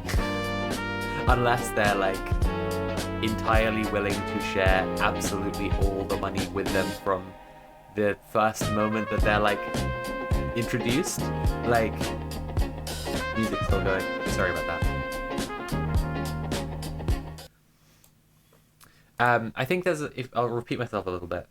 I think there's an argument that a billionaire can't meaningfully have a consensual relationship with someone who earns, like, a normal amount of money. Like, it's not just about people being sycophantic towards them or whatever. It's not just about people being, like, impressed by them or trying to do things that they think that person will like. It's like the billionaire's agency is so meaningfully different in the world. They have so much more power than an ordinary person. Like, yeah, how can you have a normal relationship in that? I don't know. Like, I use this phrase, I think there is an argument, to indicate when I'm playing slightly devil's advocate. I'm just, like, saying, I'm not dying on this hill. I just can see that someone could, you know, meaningfully, like, get behind this take, but I'm not necessarily. It's a little distancing maneuver I'm doing, I guess. Willada says, as we're on break, I have a question. Should any trans mainlanders know anything if they want to visit Turf Island, whether it's on the airport security or general public, both in case of somebody that passes and somebody very visibly a T slur, might want to visit family that lives on the island. Do you mean you're from Europe? If by mainland, is my clarifying question. Sundry Clown Class says it's about power differential. Yeah, exactly. I just think like the top 1% can't really interact with everyone else like human beings because they are put on a different level by the system that we live in. And that's not fair to anyone involved. And also someone like wanting to be in that position is a sickness and they should have their money taken away. Willada says, I'm from West Europe. Yeah, I think that like our I think the idea of Turf Island gets a bit like pitched up to the point where I've seen like Americans like being worried about visiting Turf Island, and that's why I was asking about it. Because like the day to day is just kind of like being in a fairly hostile place. I if the I don't know the perspective of someone who's not British coming in to Britain. I didn't find don't generally find British border forces. I mean, they're like there's more security theatre on our side of the border than on the French side, like universally. So just like there's kind of a general more fasciness that's observable to Britain, but I think like as a trans person, I think that trans people who live here are having a significantly worse time by all the things that our government keeps doing. But people who are visiting broadly will be fairly okay, at least for the time being. If you want to avoid using single-sex toilets because you're worried about it, you can get yourself a radar key. I don't know if those are used in Europe, but it's a scheme to make disabled toilets unlockable to people who regularly need to use them. And you can just buy them on Amazon. They're dead cheap. Something we've done actually at the Harm Reduction Hub is just buy 100 radar keys, and then we just give them to any trans people who come in. Yeah, that's the thing you can do if you are worried about using the bathroom, is use the disabled one instead, and you can get a radar key to do that. But like, you know what, the bathroom is actually the perfect example of what I mean when I say that that British trans people are having a terrible time with Britain being transphobic, but people visiting will not have the same time, like the same kind of bad time.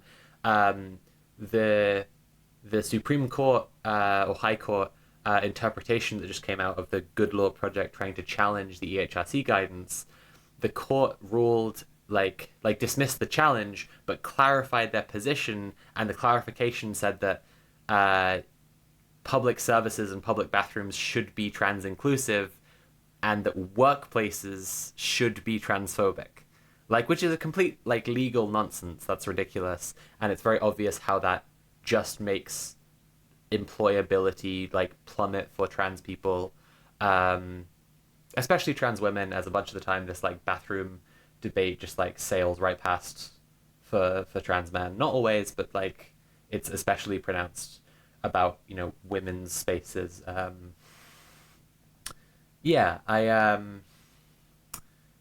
It's obvious how that will like make it way harder for trans women in the UK to have jobs, especially a job that has, you know, like a workplace of the kind that has bathrooms, you know, especially thinking of like an office, which is the kind where you'd be more likely for there to be like a turf. But someone who's visiting wouldn't have to use their workplace bathrooms, I guess, unless, I mean, if you're visiting on a work trip, I guess that's a consideration. Now I come to think of it.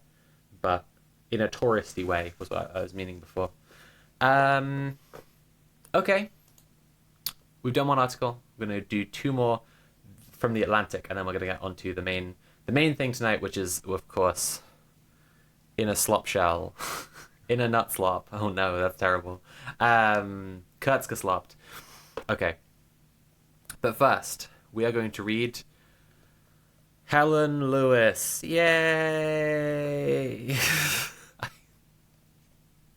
I fucking despise Helen Lewis. I've just remembered uh I've just remembered what it is we're going to be looking at, and I'm just already kind of despairing. Um Helen Lewis wrote something this week about Prince Andrew, Epstein, and reading it was pretty sloppy. But reading it, I was like, is she still a TERF? And then I looked back at her stuff, her recent articles. I found this one from. So this is this is this is the Andrew article. The former Prince Andrew never should have forwarded those emails. But I was looking back and I saw this one from June last year. The liberal misinformation bubble about youth gender medicine. I was just like, is she still pushing the TERF stuff? And yeah, she's hardcore still pushing the TERF stuff. Well, Ada, thank you so much for the £13.12. Look at me being a rational actor. I'm so smart, and thanks for answering. Oh, thank you so much. Well, Ada is, of course, completely right. It's an economically rational, self-interested thing to do, to use command tip and then give me a little bit of money so that I can have nice things. Yeah, I just wanted to see if Helen was still being a TERF, and ran into just about the most frustrating thing possible, which is a cishet white woman who writes for the Atlantic, benefiting from an enormous privilege and societal comfort, writing about how children shouldn't be allowed to have medicine. Just despicable stuff. Anyway. Should we start with that, or should we start with the Epstein one? I think all I really have to say about the youth gender medicine thing is just going to be getting mad at all the ways that it lies, because all of these things just constantly obfuscate away from the moral issue. And the main thing that I want to say about it is that recently, from the very good work done by Trans Kids Deserve Better, who vandalized the NHS headquarters and said release the release the trans youth suicide report on it, to Trans Actual, Queer AF, the Good Law Project, endless fucking freedom of information access requests, various back and forth with doctors denying that the report even existed, denying that there had been any spike in suicides amongst trans youth. Finally, the report came out, and it turned out that trans youth suicides have quadrupled since the puberty blocker ban. And this is the main thing I want to say about this article. Okay, I guess I will give it a bit of a read so that you can see what it is I'm reacting to. But just the main thing I want to say, I already said on Blue Sky, and I said it would be nice if Helen Lewis would publicly apologize. The responsible thing to do at this point, even if you just cynically want to keep up the facade that you aren't a foaming at the mouth raging bigot, even if you just cynically want to use respectability politics and civility and politeness and to continue to calmly and smugly push absolutely genocidal and evil political lines, it would be good strategically in service of that goal if Helen Lewis could apologize for this article where she's saying that it's misinformation that kids will kill themselves if you deny them medicine. The idea that the Atlantic's editor, and I know the Atlantic started the TERF panic on the side on the that side of the Atlantic in the States, with the Jesse Single shit. I know they're a deeply TERFy publication, and they're not going to change on that. But just if we believed in editorial standards at all, if you're in charge of that publication and this piece has come out in June last year and then the start of this year, there's a massive breaking story for trans people and anyone who cares about what's going on with trans people at all, that youth suicides have quadrupled as a result of denying trans kids care. There is a basic duty to, like, if you believe in any kind of responsible journalism, to address that. Okay, we're going to read the Liberal Misinformation Bubble About Youth Gender Medicine by Helen Lewis. It's going to be a sickening time. I'm probably going to quit out of it early. I just want to show you how this kind of stuff is put together. It's been a little while since we looked at articles discussing trans youth. Before we do, if you're enjoying the stream, if you're learning anything, if you're finding this to be thoughtful discussion, which I guess is what I overall aim for, please consider paying for the stream, or the VOD if you're a VOD watcher. You can subscribe or cheer or donate directly using command tip. If we get to 310, we will unlock a game stream for next month, which will be fun and chill and cozy time playing some video games. There's 60 people watching now, and only 110 to go, so it's like under £2. I can now say £2. If everyone here gave just £2, we would hit the goal very fast. So please do. That's the end of the plug. That's the first thing. The second thing is, I think when I've covered stuff to do with trans kids in the past, it's made me very emotional and generally very sad and angry, because I just think trans kids are a blessing. Like, every trans person is a gift to this world, and trans kids knowing themselves well enough to take that step, to start this like unbelievably intense but like revealing and vulnerable and powerful journey of transition, like, that shit fucking rocks. And they're already like a very, very impossibly disempowered minority, being children who are also part of this like 1% of people who are so stigmatized in society. And then to have their basic access to life-saving medicine denied. It's fucking disgusting. By any means necessary, has cheered 100 bits and says, here's some bits for doing gender non-conformity on Turf Island. I really appreciate the bits, but I'm actually conforming to my gender entirely as a trans woman who presents feminine. Spaceberry says, hi, Sophie. Hi, Spaceberry. I've gotten very emotional covering this stuff before. I probably will this time. I guess I'm just trying to create an aside here, because in the time since I was doing liberal slop streams before, in my hiatus from streaming, I helped out a bit and have organized around and adjacent to Trans Kids Deserve Better. And it's become, like, I already thought this, but it's become more obvious to me, like, trans youth really deserve their own voice, and people who, like, trans adults who were not out as kids, even if they knew, whether they, like, knew, repressed, tried to be out, like, couldn't, but, like, ultimately weren't experiencing the world as trans kids, are very quick to speak for trans kids. My understanding, as relayed from trans kids, is that puberty blockers aren't enough, and it's actually a compromise in the first place, and they want to be having a normal puberty at the same time as everybody else. My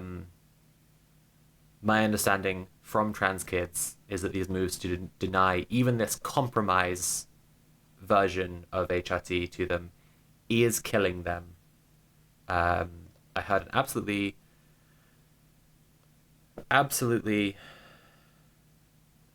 I want to describe it as horrible, but it was a good speech in terms of a speech, but it was horrible. A Trans Day of Remembrance from someone from Trans Kids Deserve Better, who knew someone who was very close to someone who died to suicide. The The idea that the British government is regularly taking decisions in service of this project that is making children kill themselves, like despair so totally as to do that. I don't know if there will ever be words that can fully describe that.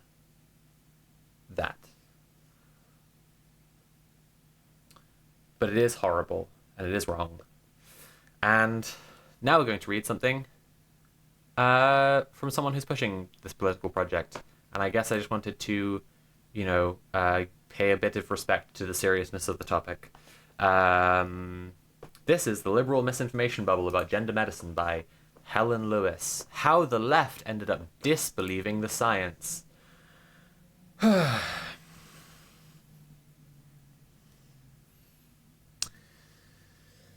Christ.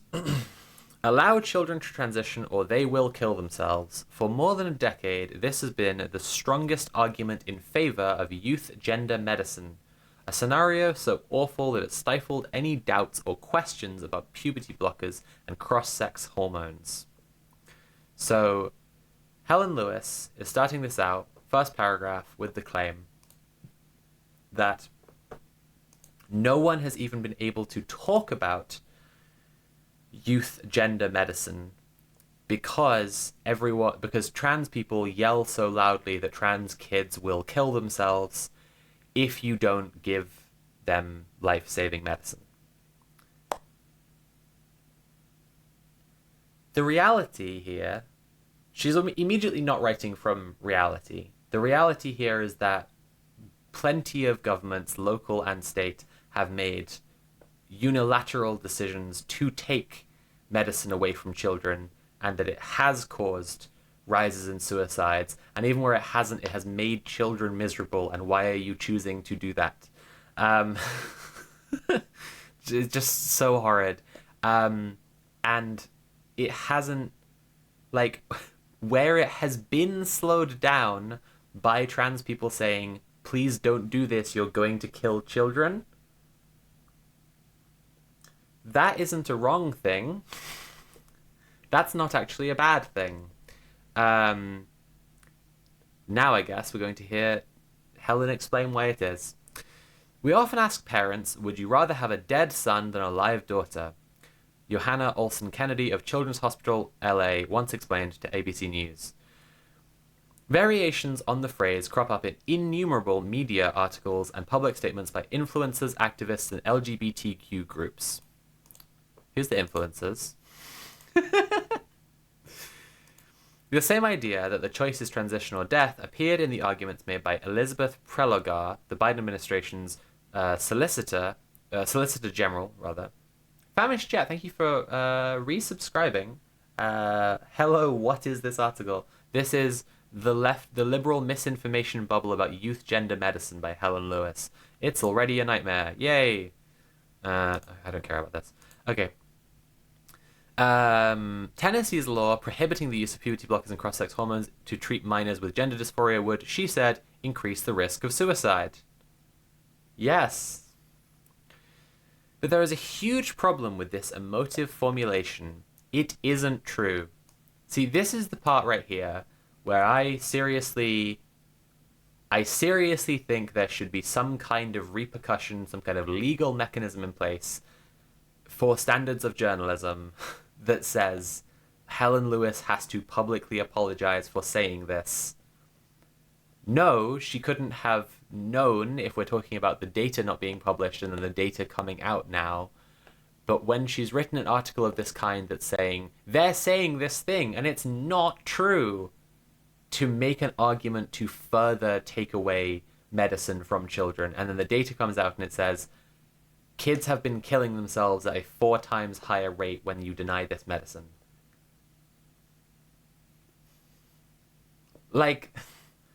Have a single fiber of moral being throughout your entire body, one piece of moral fiber, the tiniest inkling of doing the right fucking thing, Helen. When Justice Samuel Alito changed the ACLU lawyer Chase Strangio challenged ACLU lawyer Chase Strangio on such claims during oral arguments, Strangio made a startling admission. He conceded there is no evidence to support the idea that medical transition reduces adolescent suicide rates.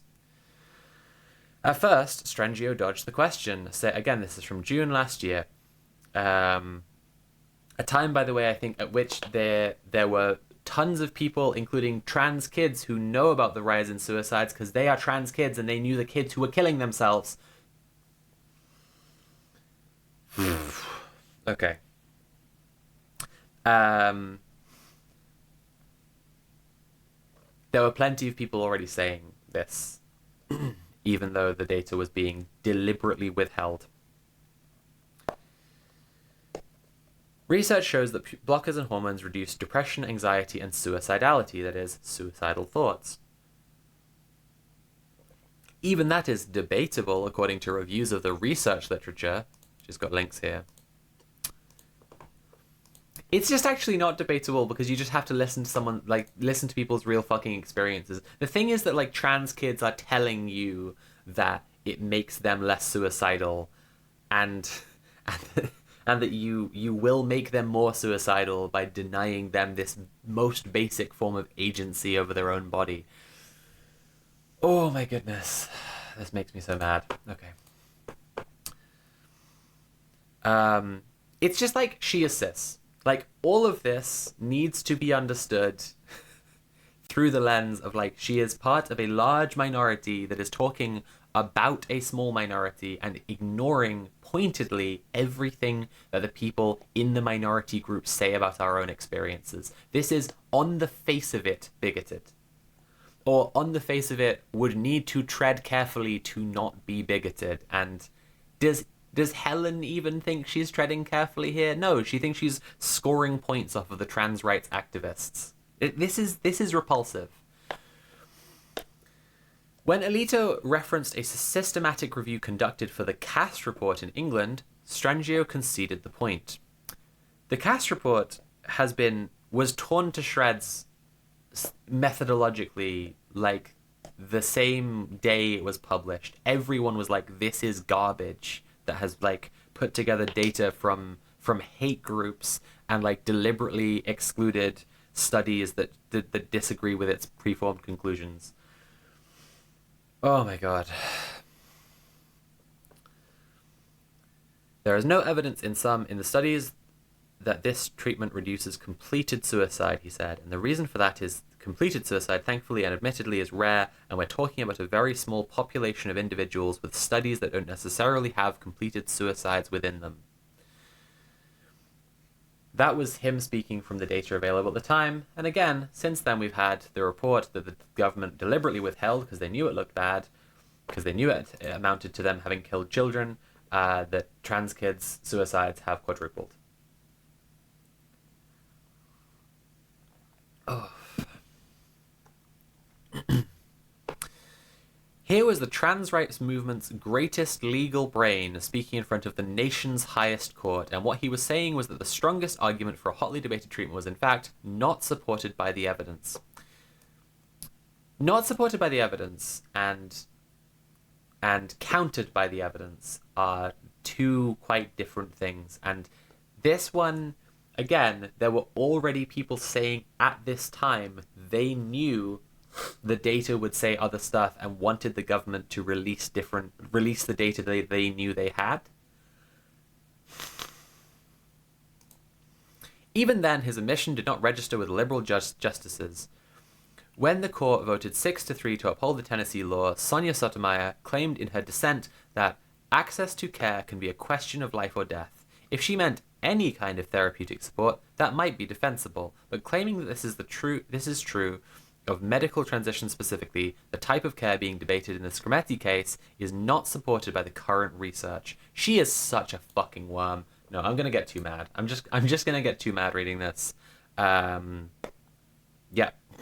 I'm just already mad as fuck. I'm sorry. She's just actually such a scumbag. This is ghoulish. This is unbelievably ghoulish to write out like this, to stand on the business of taking medicine away from kids, to be so sure that you know better than the kids do about what their needs are. Like, that's completely insane and so, like, deeply just wrong. I just wrong. I'm going to do a brief diversion in the name of helping trans people. I'm not actually going to plug that you give money to me. I've already done plenty of that. I'm going to do some more later as well. But I said I was going to talk about a fundraiser when more people had showed up for the stream. So I'm cutting off the youth gender medicine article on that. Fuck that. I'd like to draw attention to a fundraiser for someone very important to me, one of my close friends and ex of mine actually, who is experiencing serious, a very horrifying situation at the moment. So I've put the link into the chat. Addison is an American doll who has been living in the UK for 4 years already, and on her way back into the country after going on like a short trip to Europe, she was stopped on Sunday and held for nearly a full day in like solitary, with her phone confiscated, just like by the border forces, who were talking about removing her immediately from the country. They luckily were able to intervene with a top immigration lawyer who is still fighting her case, but the government, the Home Office, wants to deport her on Sunday, in 2 days from now. So I'm linking this. I'm going to put it also in the description for VOD viewers. The fundraiser is going pretty well. It's already done 2 like raising of the stretch goal. But if anyone would like to add to this, all donations are appreciated. It isn't just the legal costs. Like, the plan as it currently stands is that Addison's getting deported, and firstly, like, there's just the horror that she had to work hard to escape the US in the first place, and is now like being forcibly taken back there by the state. But then also, like, she, like, her whole life is here, like her life, her community, her wife, her job. She will be just taken away from all of it, and like part of the funds being raised here is in service of them being able to continue paying rent, take care of their pets, just help her to be able to survive, because she's just going to have no income. Yeah, I've been honestly weeping my eyes out about this a lot this week. I've been really fucked up about it. Nothing, it doesn't even compare to how bad this has been for her, of course. I just wanted to, draw people's attention to it. The link's in the chat. Please donate to help out Addison. And if you're a VOD viewer, it'll be in the description. Although, it will, the planned flight is 2 days from now. So I'm not sure. I'll just leave the link there. So, okay. Thank you for coming with me on that diversion. Oh god, I opened 2 other links from the Helen Lewis article. Okay, I'm not going to look at either of those. We're closing the youth gender medicine one. We're going to instead look at Helen Lewis's take on Prince Andrew. Yay! Everyone's favorite one of those guys.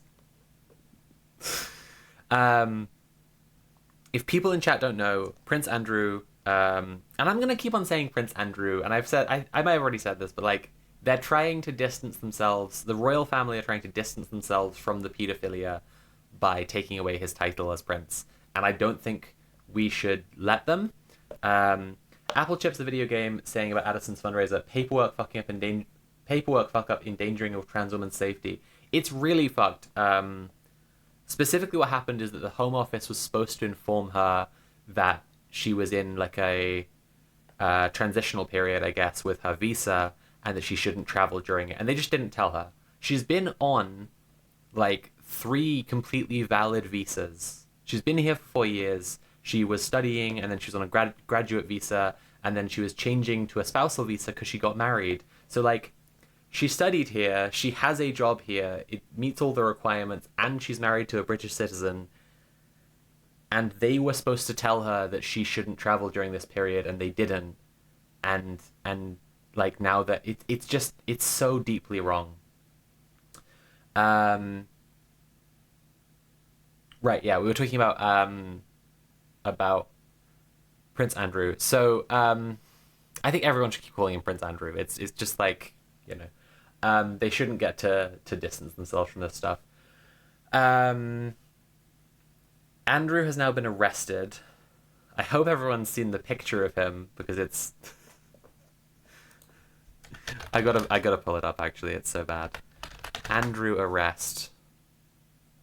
God, imagine your life being this much of a fuck up that like you can just search Andrew arrest and it will immediately pull up like the story of what's going on with you because you're a fucking world famous pedophile prince. It's so dire.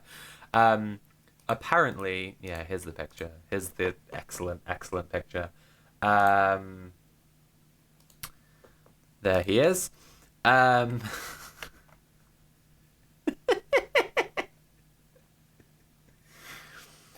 Can that be one of your new "We'll be right back" images? I don't want to see him. I just don't want him to be around. I did think it was deeply funny, but it's just like I just find him so repulsive in every possible way. Yeah, I think I yeah. Apparently, this was his birthday. This was his 66th birthday, and he was just a little birthday boy, and they arrested him. I've seen that the Sun is running with, it might be the Sun, it might be the Daily Mail, one of the rags is running with, like, Andrew being treated like a commoner, Andrew being treated like a common criminal. It's just like, yeah, what? To Distraction, thank you so much for gifting 5 tier 1 subs to the community. Soulless Vessel, Jesse L11, Hello Lovely Scientist, Cherry Pitspit, and Phyrexian Quadriplegic. You all now have tier 1 subs. Enjoy your tier 1 sub emotes. You now have all the Sophie from Mars emotes. The Girl Goo and the Bimbo stickers. And whichever other ones. I can never really remember. 204 no_content subscribe with Prime. Thank you so much for subscribing. We're now on a hype train. When I watch Mule's streams, right, he has like when the hype train happens, we all listen to tunes, and it makes me think that I should do like something for hype trains because like, you know, it's like a feature that's built into the site and stuff. But I just like firstly I feel kind of weird about people like giving me money for me to then like do less of the thing that you're all here for. Like my dono goal, right? Which again, dono goal, everybody. Like if everyone enjoys the stream so much that we hit the dono goal, I'll stream some more and we'll have another stream. Anyway, it's a hype train now. It's going to be a hype train for the next 420. Which also reminds me, I don't know if people are aware, but it's actually an important transcultural holiday today. It's Get Really Baked and Watch the Matrix Day. And whenever I've talked all day about streaming this evening, people have said to me, why are you doing that? It's a holy day to our people. It's Get Really Baked and Watch the Matrix Day. And I have had to say to them, firstly, it's not for me because it would be illegal for me to smoke a weed. And I don't do illegal things like taking a drug. So I'll be having a nice hot cup of tea and watching The Matrix. And secondly, I'll be doing that right after the stream. So I won't raid anyone today because I want to... Middle Earth Marxist says, oh no, I forgot to leave out milk and cookies for the architect.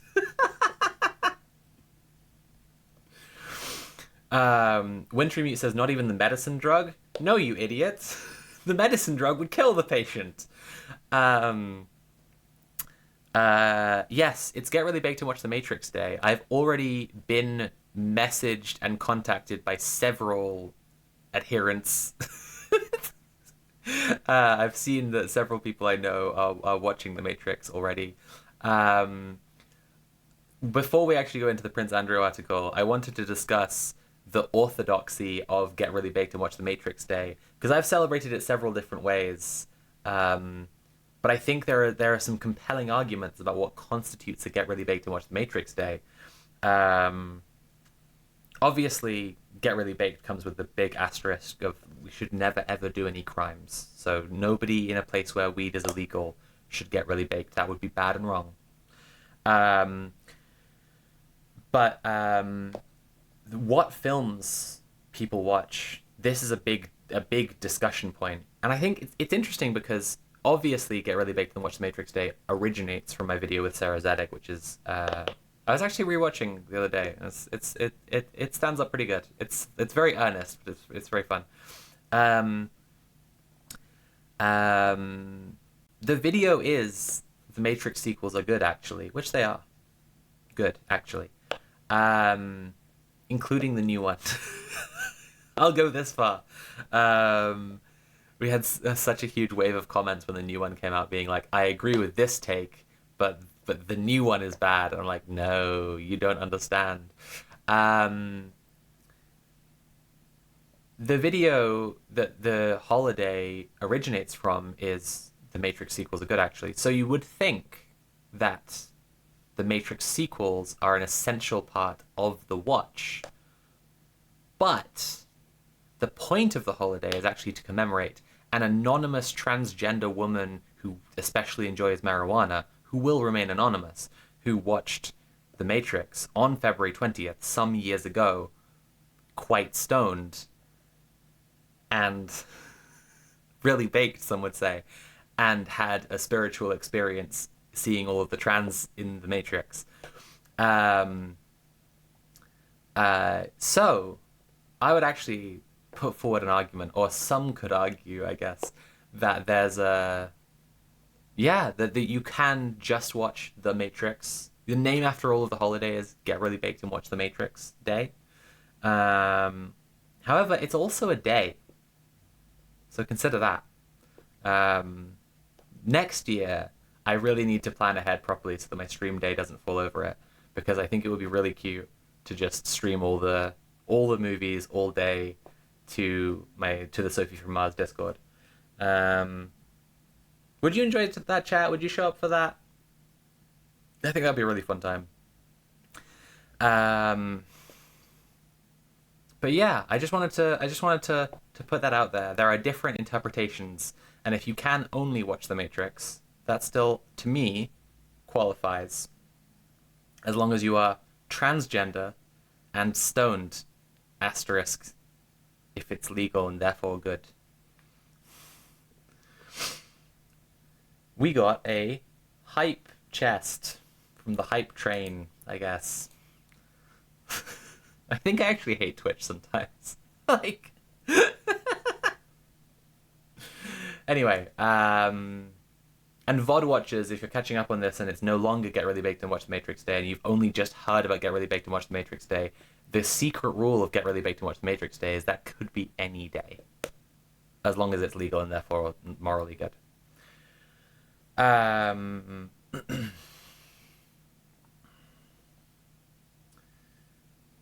Cherry Pitspit says, the first time I saw The Matrix was last year, twice in 1 week. First in a squatted cinema full of trans friends, and second at a movie night full of trans friends. That sounds really lovely. I'm really happy for you. That's lovely.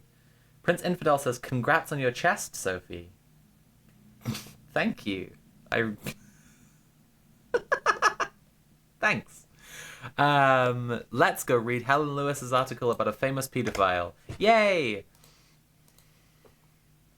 There he is! There's the birthday boy! Okay, that's enough of that. The former Prince Andrew should never have forwarded those emails. God, this was the context I was trying to give you this whole entire time. Guys, he's been arrested for misconduct in public office. He's been arrested for for emailing, for too much emailing. No, Prince, it was a really good joke.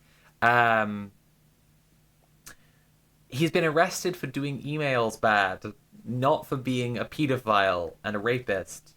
What the fuck? He faces criminal penalties for allegedly leaking government secrets to Jeffrey Epstein. On Tuesday, November 30th, 2010, at 2:57 p.m., Prince Andrew, as he then was, received details of his upcoming trips as Britain's official trade envoy, Hong Kong, Shenzhen, Vietnam, Singapore. At 3:02 p.m., he forwarded the entire email to Jeffrey Epstein.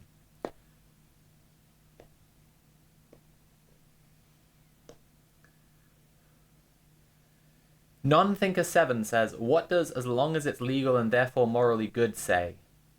I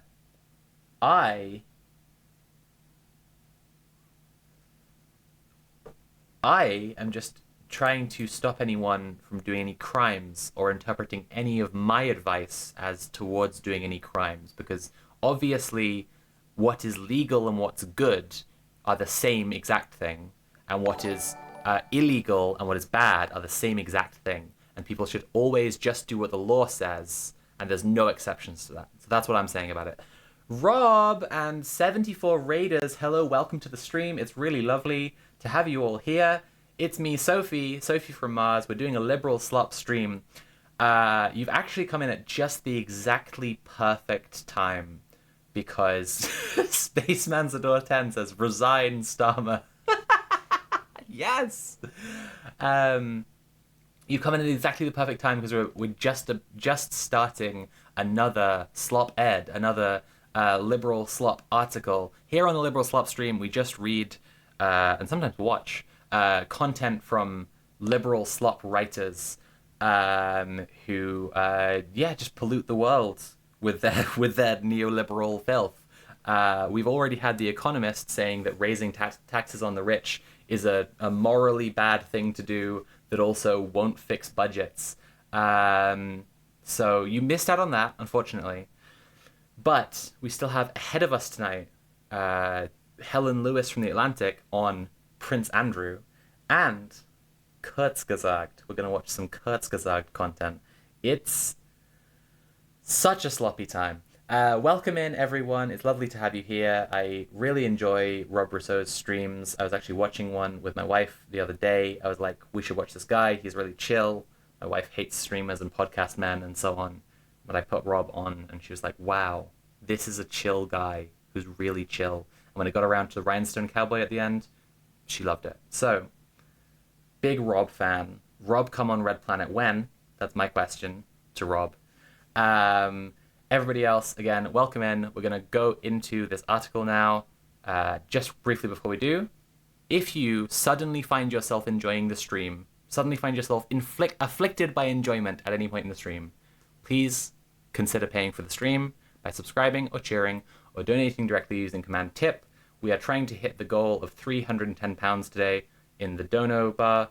And that reminds me, I got distracted from reading this message because of the massive raid. Modulotti tipped £5 and said, congrats on your chest, Sophie.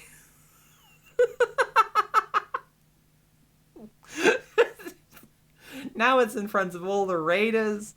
Okay, we're going to go into the article now. Whee!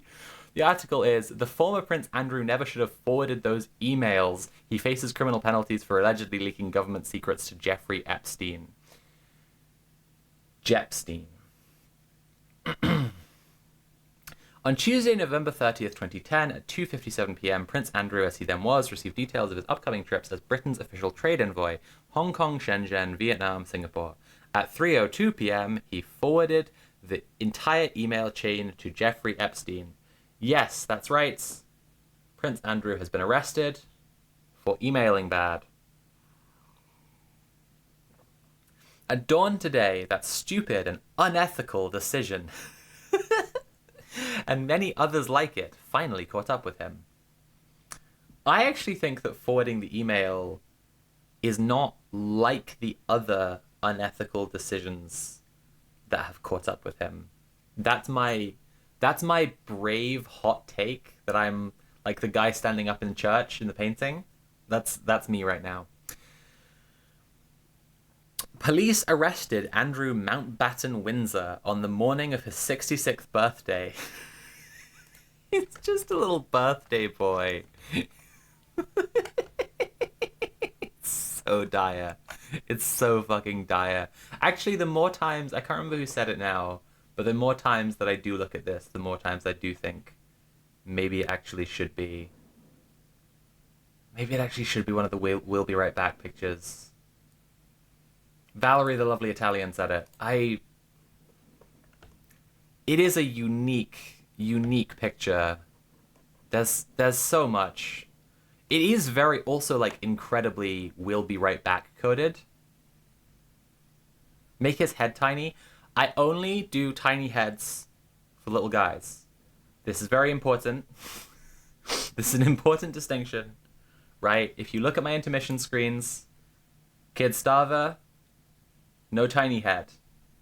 He's not just a little guy. Zuck, he's got his he's something other than a guy.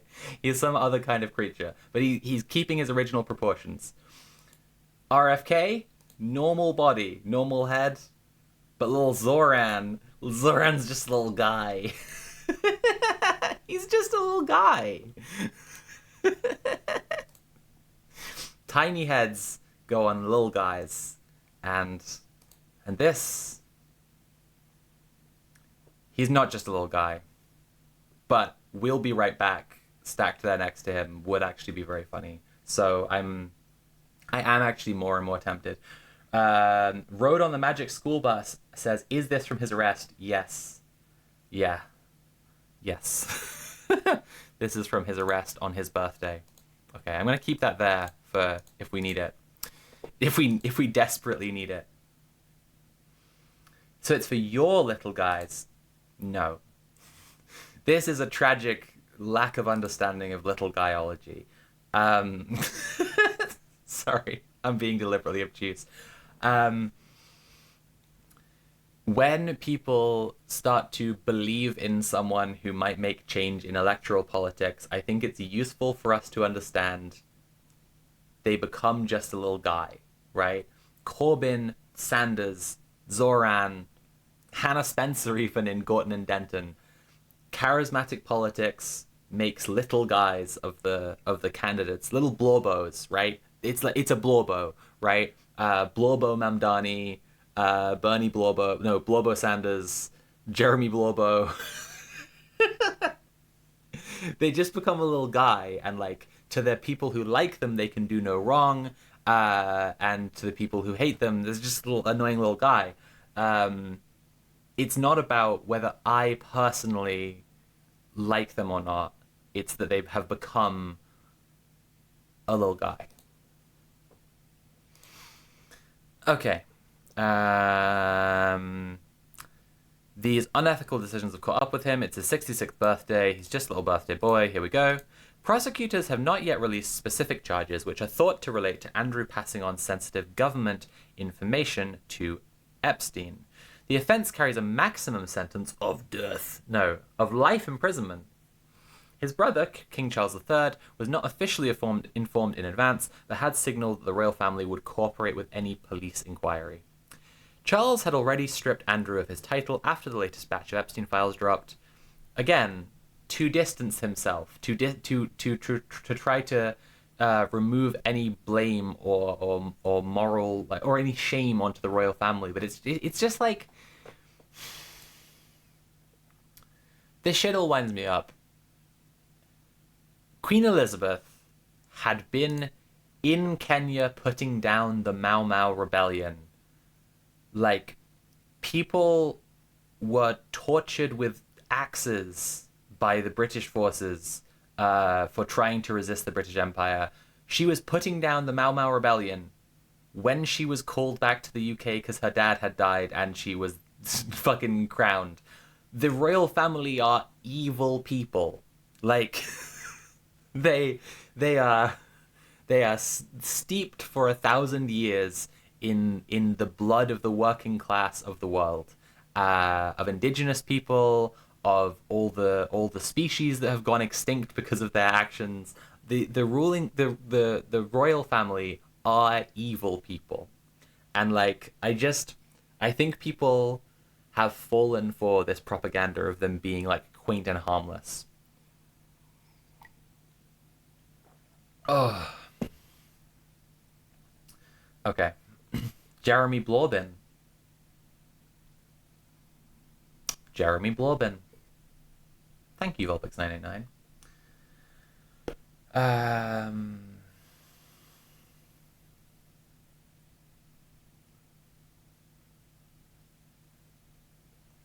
Charles's big red box. Oh, the portrait of him. Yeah. Lorcan says, but Sophie, the Netflix show. No, no, Lorcan. The British royal family are always good to everyone. The context for people who don't know Lorcan is that I'm telling my Irish friend right now. I, as an English woman, I'm telling my Irish friend right now that the royal family are always good to everyone.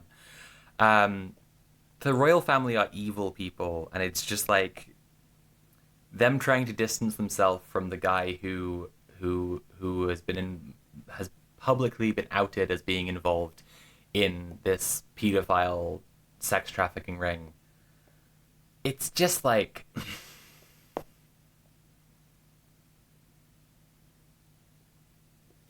they can't get away from this. Like this is who they are at core, is evil people.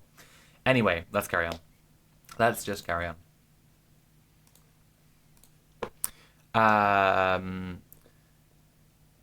His brother, King Charles III, would not have informed in advance. Krilltacular, thank you for subscribing at tier 1. But Charles had already stripped from titles after the batch of Epstein files dropped, because the newly released emails proved beyond doubt that Andrew had lied about breaking off contact with Epstein, a convicted sex offender, in 2010.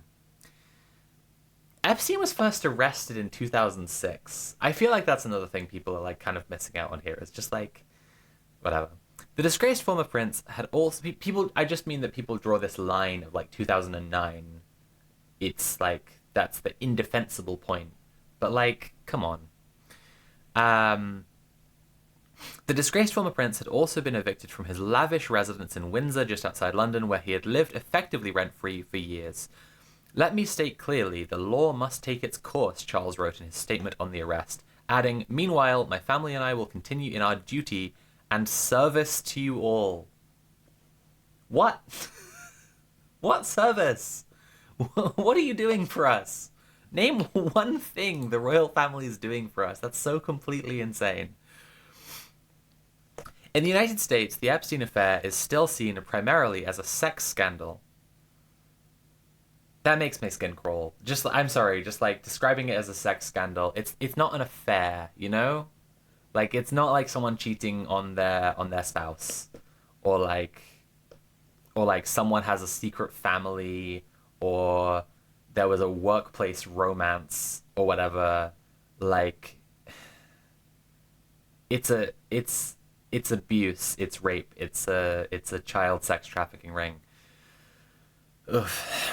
The financier was well known as a man who could easily find women, quote, no one over 25 and all very cute, he told Elon Musk, to go on dates with his rich friends. Pro or civilian, Steve Tisch, a co-owner of the New York Giants, asked about one such woman. But here in Britain, this is a corruption scandal. I mean, yes, this is, you know, fair enough reporting from Helen here. Not just because Andrew sent Epstein confidential information about investment opportunities in Afghanistan. The police recently searched 2 addresses linked to Peter Mandelson, a former government minister and an ambassador to Washington, who also lied about the extent of his friendship with Epstein. During the time in I will say her saying here in Britain it is a corruption scandal. Like, she's still doing something. Here I need to point out, the slop is the one doing the thing, not Helen per se. Like, this is a thing in these op-eds the takes they will give will never identify the classes or the systems. And so it's like saying in America it's a sex scandal, in Britain it's a corruption scandal, is like subtly framing the issue as not being an issue of we live in misogynistic patriarchal capitalism, and we live in racial capitalism and patriarchy, and the end point of capitalist patriarchy is pedophilia, because women are treated as property under patriarchy, and treated as better property when they are more weak, when they are more easy to manipulate, and when they will be able to have more kids, and therefore the rich, successful older man and the child bride are what all of patriarchal capitalism points towards. It's not come as a surprise for people, but as a vindication of what we figured the rich and powerful were always doing. And then the Epstein files have come out as this like very thorough cross section of communication in the ruling class. Like it's a snapshot of the bourgeoisie interacting, and it's a class scandal, right? The story that the Epstein files is, that the case is, it's a story of this system that we live within being completely morally bankrupt, and there being a deep need for a systemic change throughout society. And even, as we were discussing earlier on the stream, like, it's not even a widespread enough desire, because the majority, if it was just that we cared about child abuse and we cared about how women are treated, the majority of rape, the majority of abuse, the majority of pedophilia is done by people who are known to the victim, by people who are in their family, by people who are loved ones, right? It's an issue of how patriarchy trains men, first and foremost, with what bell hooks called the psychic self-mutilation of men, to view their own loved ones as, like, in a sense, less human, and treat them differently and unequally, and to seek the approval only of other men, and to do things that subjugate and flatten and degrade women. That all, like, has the most immediate effect on the people closest to those people, and it's like a systemic thing that is spread throughout our entire fucking culture, and, like, absolutely no one is immune. Because women also do misogyny to each other, because of patriarchy. Yeah. And that systematized violence against women, and as a part of it, the systematized violence and disempowerment of children, as part of, like, children being viewed as property of their parents in the nuclear family as well. All of this ingrains and embeds and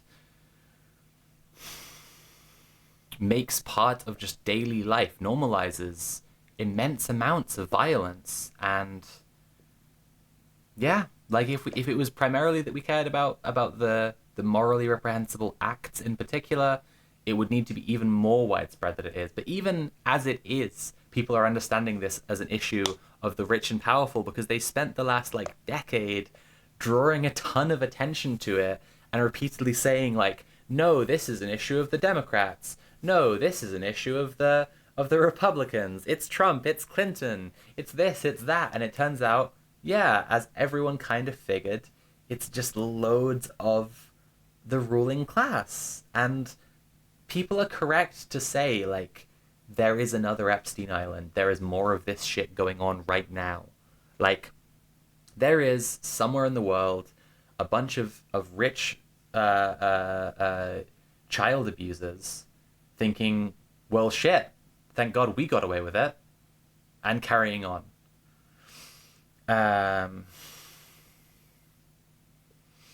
Gothmoth42 says facts, and says, and the gross thing about the Jeffrey case is people just using it as an excuse to trash talk about singers and entertainers, like, you're just hiding the real abusers with the TMZ gossip. Prince Andrew has way more power than any actor or singer from a poor background could have. Prince Andrew was born with that power, and he used it to do evil things. He could have easily used it to find an age-appropriate wife, but he didn't. He used it to do evil shit. Even if he went to an adult strip club for adults, that would have been fine. He's a sick person. I mean, would it have been fine? Like, maybe that's a whole other separate discussion. Like, I just like, and to clarify to people who don't know me well, like I've done full service sex work. I'm not saying that I think that sex work is bad.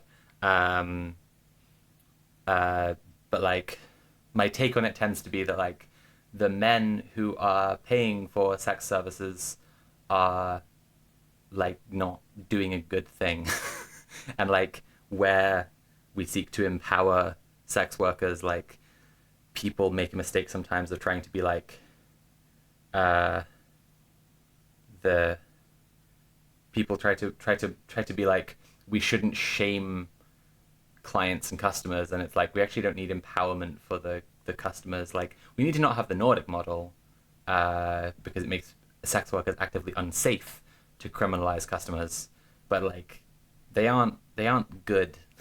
Like they aren't like morally doing like an even like morally particularly neutral action in a hell of a lot of cases. Anyway, we were on the Helen Lewis article. And we got up to, during his time in government in the late 2000s, the files show Mandelson forwarded market-sensitive emails to Epstein on subjects such as the Eurozone bailout of Greece, mixed in with laddish banter and discussions about how Mandelson might make money after leaving office. Mandelson has already been stripped of his seat in the House of Lords and his affiliation with the Labour Party. For a few hours, many in the press corps thought the scandal might bring down Prime Minister Keir Starmer, who had bafflingly appointed Mandelson as US ambassador despite his long record of other scandals. In the end, Starmer's chief of staff, who had recommended Mandelson for the job, stepped down instead. The allegations against Andrew date from a similar period when he was a trade envoy for the British Foreign Office. That job turned out to involve flying around the world in high style, often to places run by oligarchs, dictators, and fellow royals. And fellow royals. This is what I mean. And fellow royals on the basis that they would be flattered to deal with a prince. Once there, he might also take the opportunity to watch, say, a Formula One race or have a few rounds of golf. Attractive young women seem to have been present at many of these events. Foreign intelligence services must have regarded Andrew's appointment in 2001 as a gift from the heavens. Everyone knew that this stank. At the time, I worked for the Daily Mail. Wow. Wow, Helen Lewis. Wow, I never would have been able to imagine you writing for the Daily Mail. That's, what's that? The youth gender medicine misinformation bubble. Wow, I could never imagine that you would have worked for the Daily Mail. That's so surprising to me, Helen. Okay. I'm getting wound up again. At the time I worked for the Daily Mail, a right-wing tabloid which ran near-weekly stories on the latest questionable Andrew news. In 2007, for example, he sold his white elephant of a mansion at Sunninghill, which his mother, Queen Elizabeth II, had given him as a wedding present. A Kazakh oligarch paid millions over the asking price and then never moved in. The problem with the royal family was Andrew and his then wife. I hope for her that she's divorced him a long time ago. Known in Britain as Fergie, after her unmarried name Ferguson, had no discernible talents but extremely expensive tastes. The journalist Andrew Lowney's book on the couple, entitled, recounts how Sarah used to run up the room service bills in hotels, then simply walk out. Holy fuck. That's like kind of a slay. Like, I hate these people, but that's kind of a slay, unfortunately. She would just breeze out of the Four Seasons and the Palace in New York as if she was too important to pay, one source told him. The couple separated in 1992. Okay. But Sarah continued to use her title, the Duchess of York, to boost her commercial ventures. This also is kind of a slay. Marrying a prince and then divorcing the prince, but then insisting on still using the Duchess of York title, like, It's all kind of a sleigh. Prince Infidel says of Helen Lewis, so she hates women, right? Maybe it's just a deep desire to protect the powerful, but then is there a meaningful difference at this point? Yeah, that's a really good point. That's a really good message. I'm going to read it out again because I think that's worth pondering on for people. So she just hates women, right? Maybe it's just a deep desire to protect the powerful, but then is there a meaningful difference at this point? Exactly.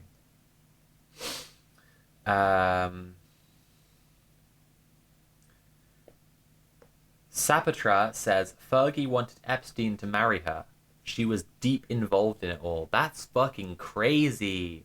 Okay.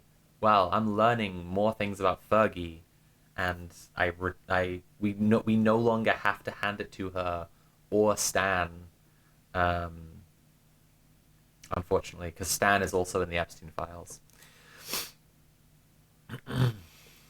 In 1995, Buckingham Palace refused to pay off any more of her debts and issued a statement saying that the Duchess's financial affairs are no longer Her Majesty's concern. Rough. That's fucking... That's gnarly. After this, despite making millions of dollars from her series of children's books, Fergie went crawling to Epstein for loans. She wrote in 2010, "Is there any chance I could borrow 50 or 100,000 US dollars to help get through the small bills that are pushing me over?" Okay.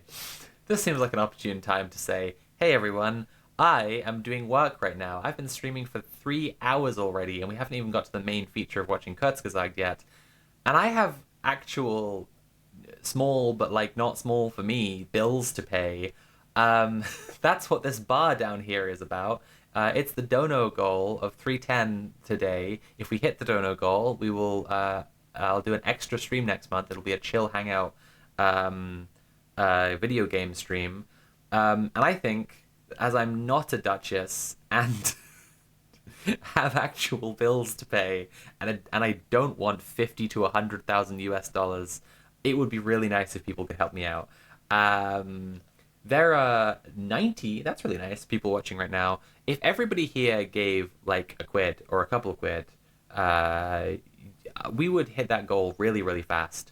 In fact, if everyone here gave £2 with a tip link, it's exclamation mark TIP there in chat, then we would breeze past it. Krill-tacular, thank you so much for tipping £10. No message. Yes, exactly. This is exactly what I mean. This is great. I also I wanted to say as well, if I'm in the kind of spot where I see that some people like giving me money to enjoy life, and other people I'm saying I need help to pay my bills, which is also true. I'm in the place where the money I'm getting from streaming, it's helping me to pay bills. If we were hitting the goals consistently, I would be able to do nice stuff. And what I really, really want to do, because it's my 30th birthday coming up in June, is I really want to raise enough money for me and my wife to go to where I was born, which is New Zealand. So the opposite side of the planet. I think if we were hitting the goal regularly, I could probably do that. So I guess I'm trying to say there's a small but perceptible and climbable gap between helping me pay my bills and helping me do really nice stuff like a birthday trip to where I was born. So that's also what the goal is in service of. Small donations are still appreciated and help a lot. Thank you so much, Valerie Valkyrie, for tipping £3. I really appreciate that. Yes, and I'll figure out a smoother way to say all of the birthday trip stuff in future because I'm still pondering over it a little bit. We're going back to this screen. Okay. That was the... So we were reading about the $50,000 to $100,000 of small bills that Fergie was experiencing. The files also contain a particularly grim exchange after Fergie denounced Epstein following his conviction, only to email him in a panic afterward, assuring him she never used the P word, pedophile. Both she and Andrew were tethered to Epstein by their greed and entitlement. They wanted millionaire lifestyles. More than that, they felt they deserved them. Why? Because of an accident of birth in one case and a fortuitous marriage in the other. The couple have been Pardon me. The couple have been divorced for 3 decades, but have never really moved on, possibly because they are mirror images of each other. Oof. Entitled also makes a compelling case that Andrew is, to put it delicately, boorish and dim. It's entirely possible that he never questioned why Epstein would work so assiduously to maintain their friendship. One was a good chap, wasn't one? As trade envoy, Andrew became known for practical jokes and off-color remarks, which British diplomats had to tolerate because of his titles. Until 2022, he also benefited from the protection of his mother. Andrew was widely perceived to be the late Queen's favourite child. That's so fucking rough, dude. That sucks so bad. Charles was sensitive, unlike his parents, who had been raised as emotionally stunted aristocrats. Anne, a tougher, horse-mad child. She's got the horse madness. Horse-mad child was Prince Philip's pet. Edward, like many youngest children, benefited from his parents' softening with middle age. But no one really knew what to do with Andrew, who was nicknamed Baby Grumpling because of his temper.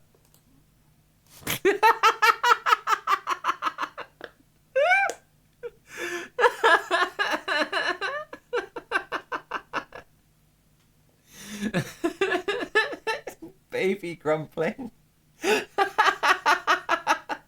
That's his birthday. He's having the worst birthday ever. Oh my goodness. Okay. Baby Grumpling. Like his nephew, Prince Harry, he seems to have been most secure when in the tight-knit and hierarchical world of the military. Unlike Harry, though, he frequently reminded his peers of his royal status and was unable to make real friendships with people he considered below him. Over the years, the late Queen...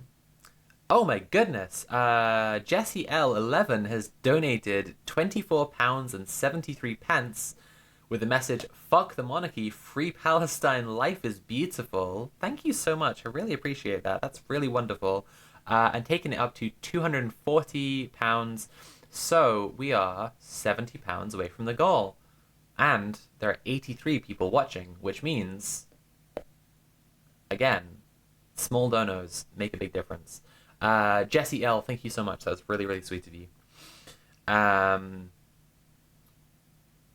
Life is Beautiful is making me think of a lot of Never Kill Yourself posting that I particularly enjoy. Where were we? With people he considered below him. Over the years, the late Queen had repeatedly smoothed Andrew's way of life. Prince Infidel said a second ago, "Is her defense of Andrew, he's too stupid to be a nonce?" I don't think this one is defending him per se. I think this is going to be I think this one's going to have some more kind of subtle stuff going on with it, because I think she's going to be directly saying he's bad, and there'll be stuff that's let off in its absence, or its like lack of attention drawn to it, and that's what we need to be watching out for in this article, I think. But we'll have to keep going to find out.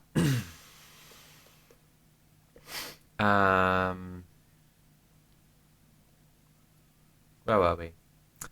Even she could not save him after his disastrous decision to give an interview to the BBC in 2019 about his connection with Epstein. People here, I think, remember this. Chad, do you remember the interview that Prince Andrew did? He claimed that the testimony about him being sweaty when he was being a child rapist couldn't be true because he doesn't sweat. Just one of the most disturbing, like... Anyway, he presented a portrait of blithe privilege, denying a deep connection with the financier by saying he had hosted him only for a straightforward shooting weekend. He claimed to have spent 3 days with Epstein in New York in 2010 for the sole purpose of breaking off their friendship. He spent 3 days breaking off their friendship. Yes, it is the Pizza Express one, that's right. This was unbelievable at the time and has now been debunked by the latest files. Keep in close touch and we'll play some more soon, a 2011 email from Andrew declares. The revulsion at his appearance on the BBC prompted his mother to strip him of his ceremonial titles and retire him as a working royal. Charles has gone even further, supported by his son Prince William. Both the king and his successor believe Andrew's actions could destroy the royal family, and they are keen to amputate him from the Windsors and cauterize the wound. None of the statements from Buckingham Palace has carried the slightest hint that they believe Andrew has been wronged by a witch hunt. The king's last statement before today included a telling line: "Their Majesties wish to make clear that their thoughts and sympathies have been and remain with the victims of any and all forms of abuse." Private companies are said to throw employees under the bus when their reputational damage gets too great. Andrew has been thrown under the state carriage. Okay, so not only is Helen Lewis anti-Andrew, but she's also pointing out the Nuke Waste says, "Please, I'd love it to destroy them." Yeah, I think we're all rooting for that, to be honest. Helen Lewis, despite being an awful turf, is so far correctly anti-Andrew and pointing out that the royal family are trying to distance themselves to minimize wrongdoing. And so far, we kind of have to hand it to her. Womp womp. Sundry Clown Car 295 says, "Damn, the government of the United Kingdom wants to move on from Epstein just like the US government, huh?" Yes, abso-fucking-lutely. This is the thing, like, I've been seeing loads of Americans saying they're actually arresting people, they're actually holding people accountable. No, not at all. Like, Mandelson getting fired is like, is probably the biggest thing here. But like, Andrew is so deeply unimportant and was already like, had already been like publicly reprimanded.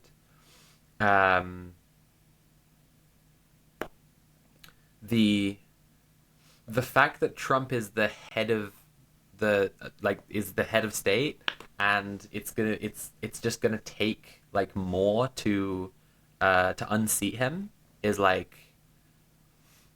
the reason that there's this like perceived less accountability in the US, I think, because like in the UK the fucking ruling class are like just picking out the people that can be the most easily like singled out and separated out. Like, it's them, they are the problem, and we're dealing with them, and now we've dealt with them and we can all carry on and like not view this as a class issue. Sundry Clown Car says, "Gang of assault criminals arrested for improper email use" is a hard headline to pitch to people, I guess. It's like, yeah, the headline saying he never should have sent those emails. Maybe she'll have a snappy line she sums it all up with.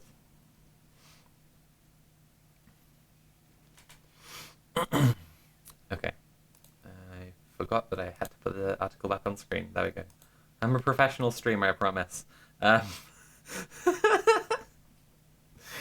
good at my job, honest. Andrew has been thrown under the state carriage. That was quite funny. All this presents quite a contrast with the US. Oh, she's doing this thing. Okay. All this presents a contrast with the US, where the fallout from contact with Epstein has been largely restricted to second-tier names, some of whom are provably guilty only of being chummy with a sex offender, which is not itself a crime. Like Andrew, Commerce Secretary Howard Lutnick also claimed to have broken off contact with Epstein, in his case, in 2005, after seeing Epstein's massage room in New York, but the files revealed that the association continued for many years afterward. However, Lutnick has the fortune to work for Donald Trump. The president is unlikely to request that anyone resign for being friendly with Epstein, since that would apply to him too. The former prince acted as he did because he lived in a world in which someone like him never faced consequences. That isn't true anymore. "Nobody is above the law," Starmer said. "Nobody is above the law," Starmer said in response to the news. In Britain, at least, that might actually be true. Oof. Okay. So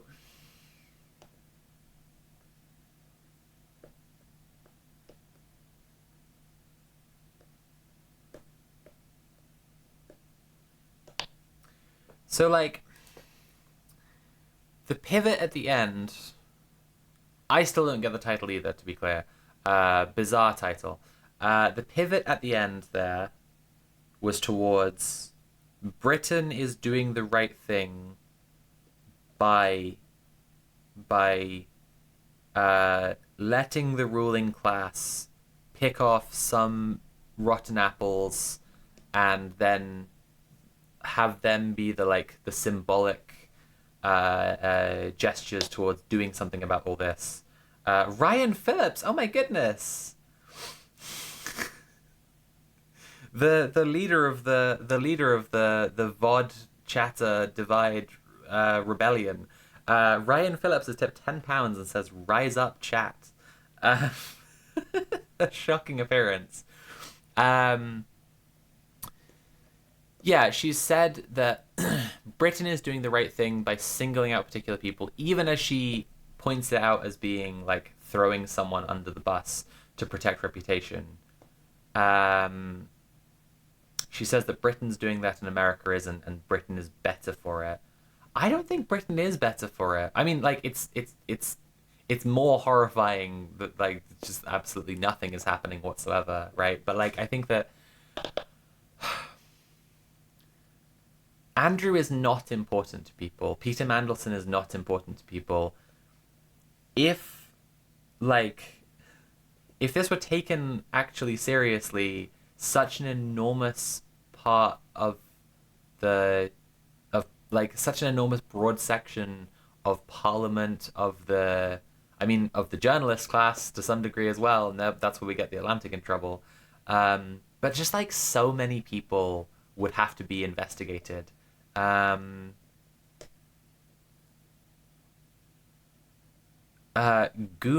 Gapenry has followed me. Goonlight Gapenry. Anyway, chat, what did you think about that article? I yeah, I think that I think again, as I said, the stuff going on in this article in terms of liberal slop and understanding what it's doing, those things have to do with what isn't said more than what is. Like refusing to recognize this as a problem of the ruling class, I think isn't doing nothing, and it's trying to get away with inaction being subtler, but like this moment requires that we analyze what's happening as an issue of the ruling class, an issue of systems. It's crazy that Helen Lewis has written so many articles about trans people because of her serious feminist concerns, and then in talking about Epstein, she isn't saying this is an issue of of us living in patriarchy. Like, it seems like if I was being very charitable, I would say like it seems like such an obvious feminist take that maybe it's too obvious. But then I haven't actually seen anyone in these big mainstream publications say it. So like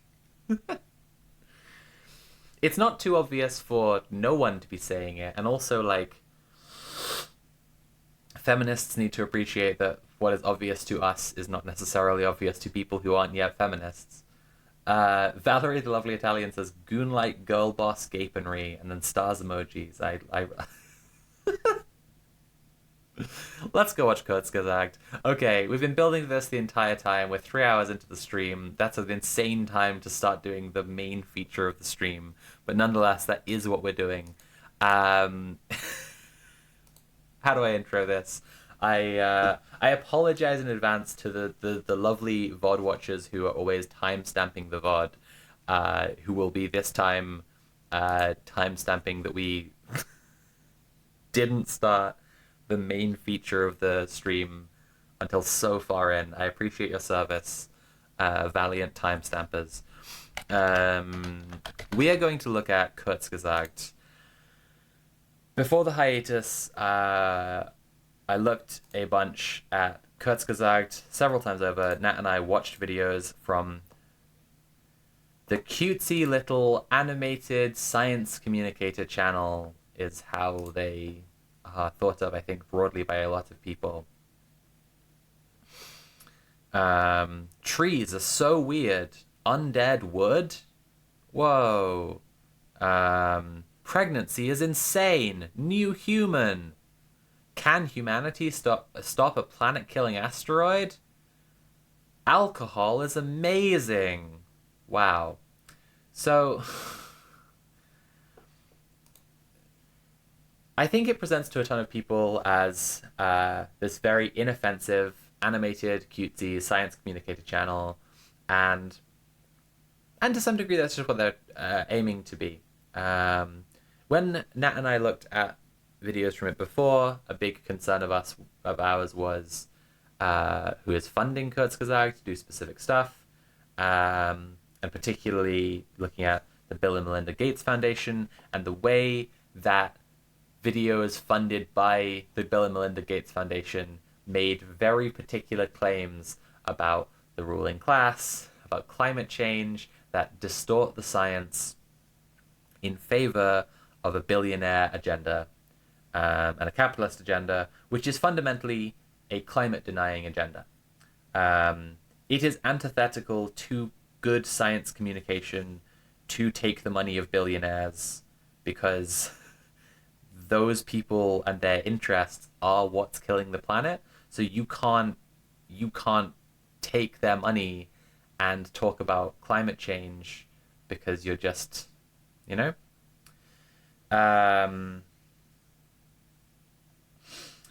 In the time since then, Kurzgesagt has shifted further along a path that is becoming more apparent the further along it they go.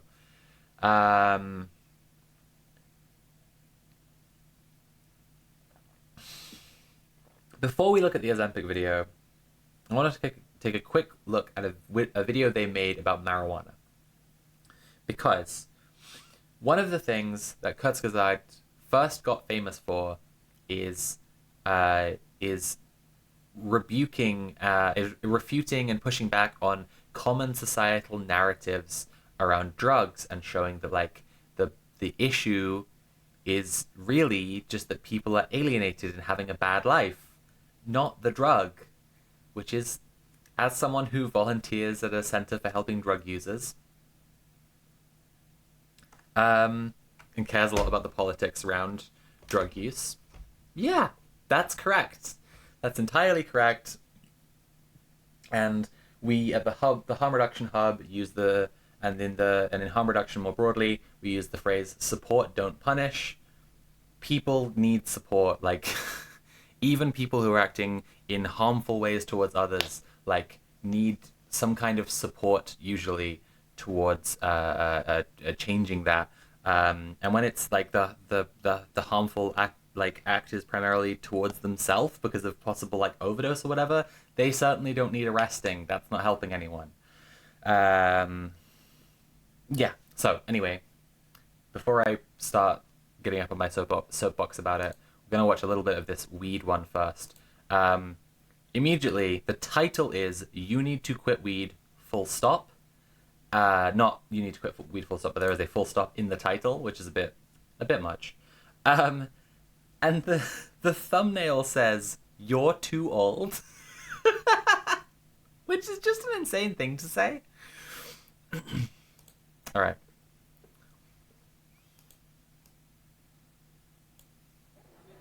Weed is a serious drug that can have devastating consequences for your life. This is an unpopular thing to say, but it's true. Weed...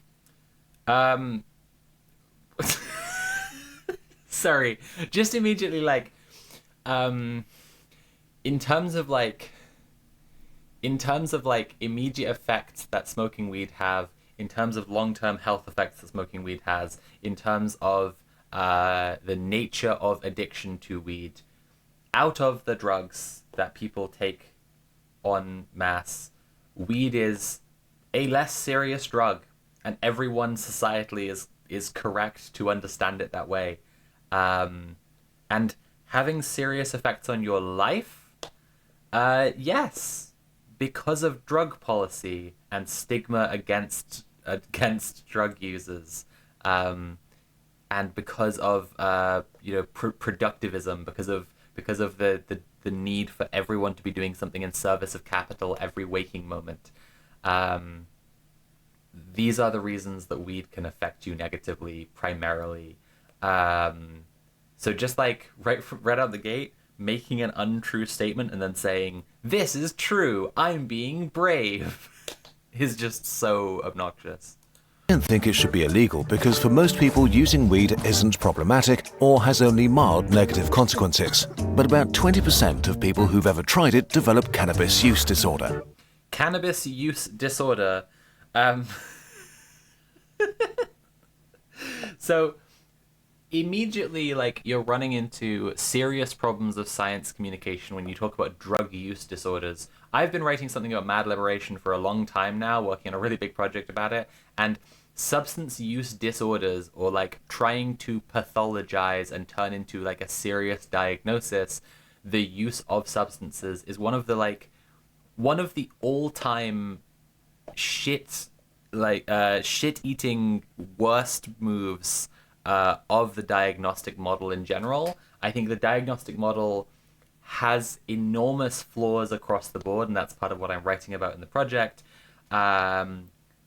And then like I make a point to highlight what the diagnostic model is useful for. I would never come close to talking about substance use disorders and all that stuff, because like they are so black and white clearly a terrible, I'll say, abuse of the diagnostic model, actually. Substances are very obviously like a kind of coping mechanism people have.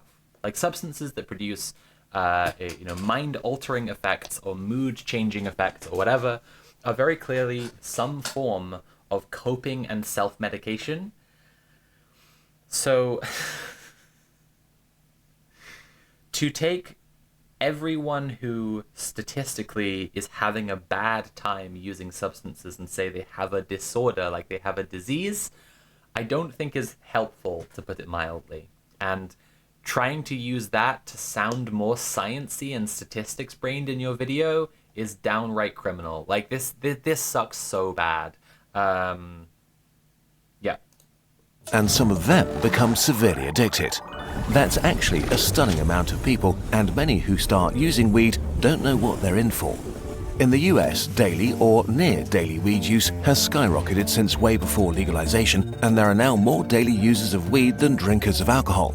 And most people who smoke weed don't usually smoke a bunch of weed and then get in a fight. Every day in Britain, like, people get in fights, and sometimes people die because they've been drinking and get really aggressive. This doesn't happen with weed. Like, as a just baseline to all of this, when we're talking about like more users of weed than alcohol. Most daily users consume very high amounts. In 2023, 1 in 15 adult Americans were suffering from some form of cannabis addiction. In England, cannabis is... Million Peaches says his mind would explode if he looked at Canadian weed usage stats. Lamau. by far the top drug teenagers seek help for. Today, we'll ignore medical use. It's the top drug teenagers seek help for. Is that meant to be evidencing something? Like, what is the there are so many like implicit claims. God, I just forgot how like deeply insidious Kurzgesagt is in the way it constructs this stuff, because it's showing you like nice nice, pleasing, colorful visuals, so it must be true and nice, right? It must have your best interests at heart. It's absolutely sickening. Like, he's just like left a bunch of shit unsaid there for you to fill in a bunch of scary blanks. But this is just like Ronald Reagan shit. Like, we have moved from the rat didn't need to not have the heroin, the rat needed to have friends, all the way to here. And we were looking at this earlier, actually, my partner and I, and she found a statement from Kurzgesagt saying that they'd actually taken down the rat video about the heroin. Basically, a video expressing a left-wing position on drugs and drug use, because they felt like it didn't meet their standards of evidence, and that they'd had conversations with experts since, and they'd taken it down. And I'm just like, that's an insane thing to say, because they like base their worldview on like having the correct data. They can't, the people at Kurzgesagt can't perceive themselves having a changing political bias and a political skew that is changing what they perceive as true. It must just be that they had bad data before and have better data now. Like, I'm sorry, that they just were right before and are wrong now. And the people they will have encountered who are considered experts on drug use, like, this is a sector that I like organize with. The people who are considered experts on drug use are some of the people who know the least about drugs. Like, overwhelmingly.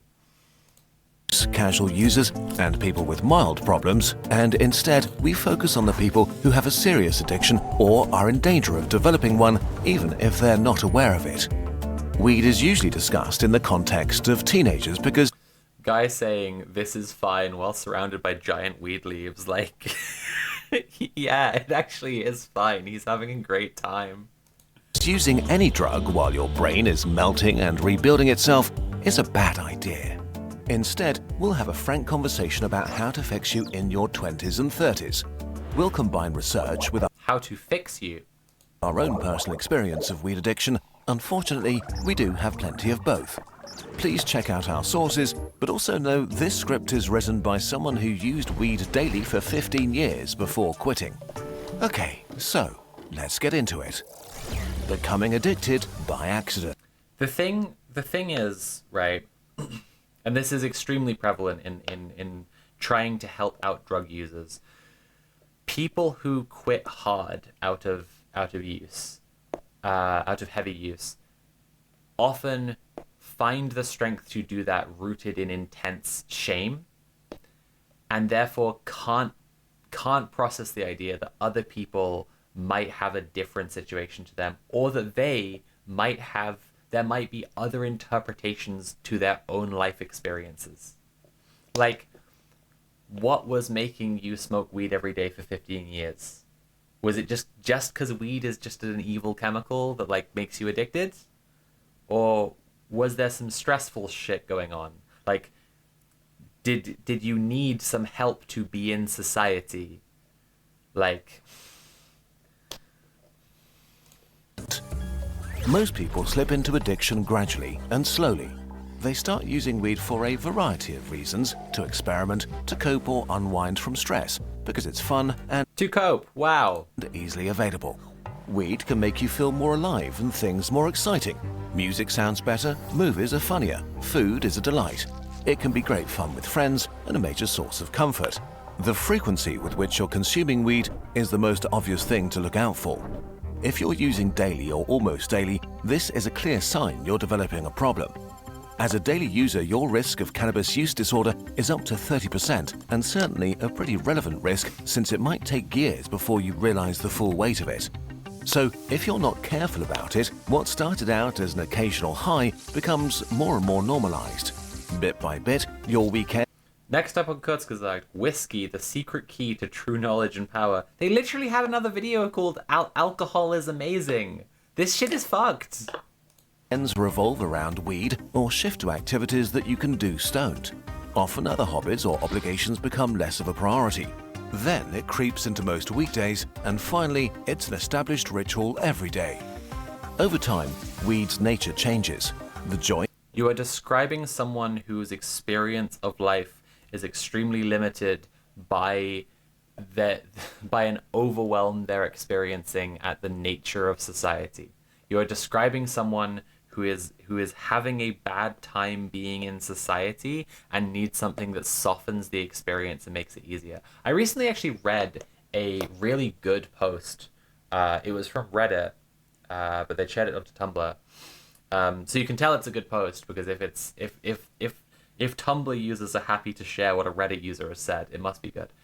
And it was describing the experience of being on heroin, and they said like it feels to be on just kind of fine, and everything's just kind of pleasant, and then your tolerance goes up really quickly, so you need more of it, and it makes everything feel just fine.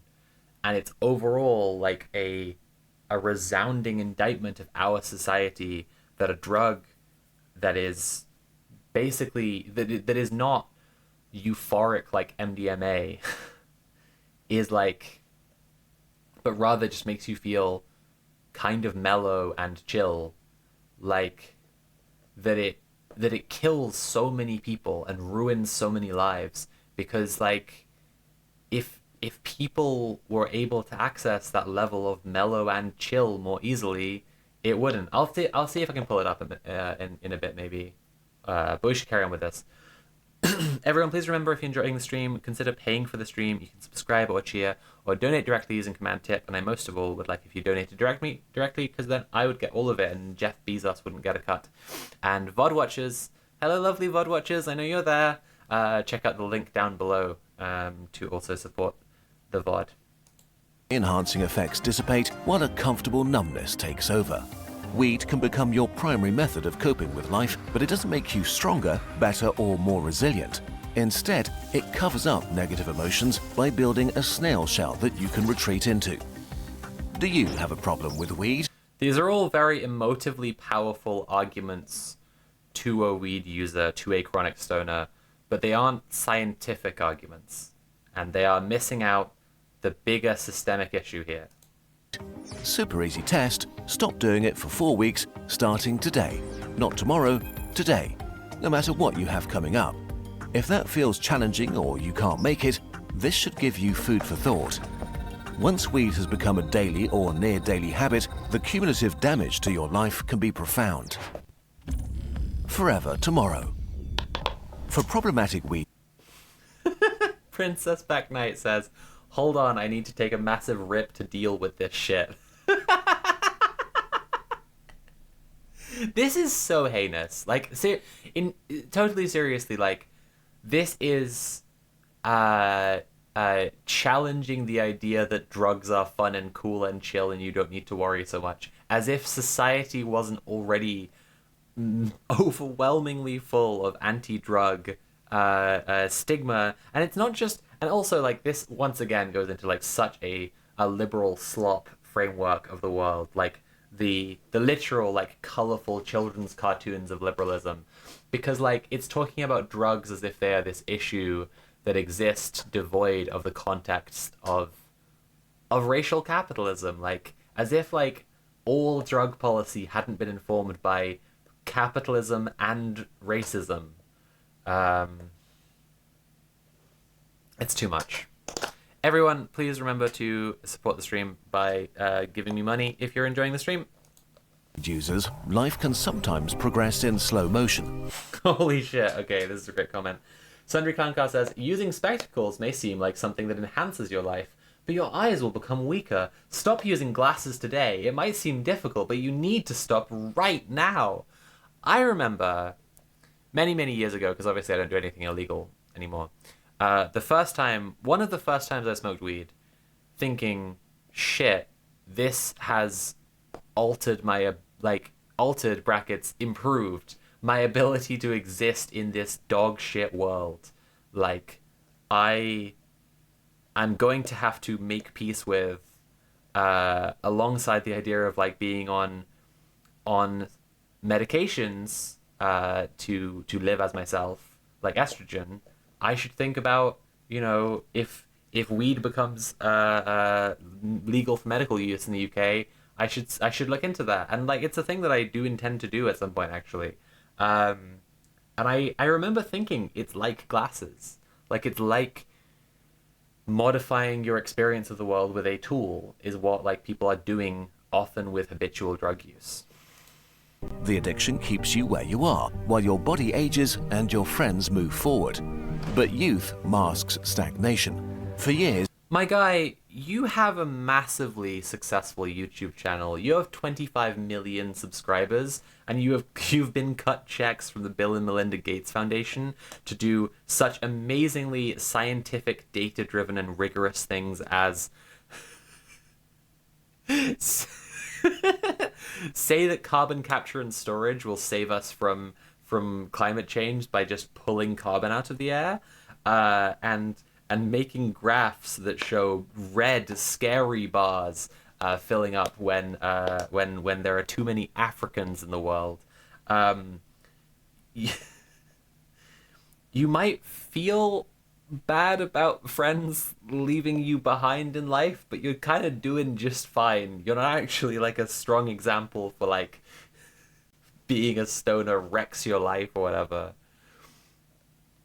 Like, we also can't actually have good data on this because people who are chronic stoners, there isn't like an alternative life they've had where they don't use weed at all. We could have a control group, but just like, if you do pathologize drug use and you do say this is a disease someone has, then the people who do use drugs that way can't be compared to people who don't use drugs that way because they just need it to exist in the world. you don't notice how much weed might be holding you back because if you're young, life changes by itself. The outside world takes on the initiative and provides a lot of support for you.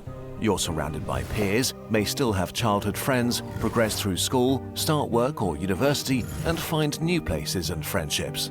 Moving slowly is kind of okay in your 20s as life naturally throws experiences and challenges at you. But it's still not great for you.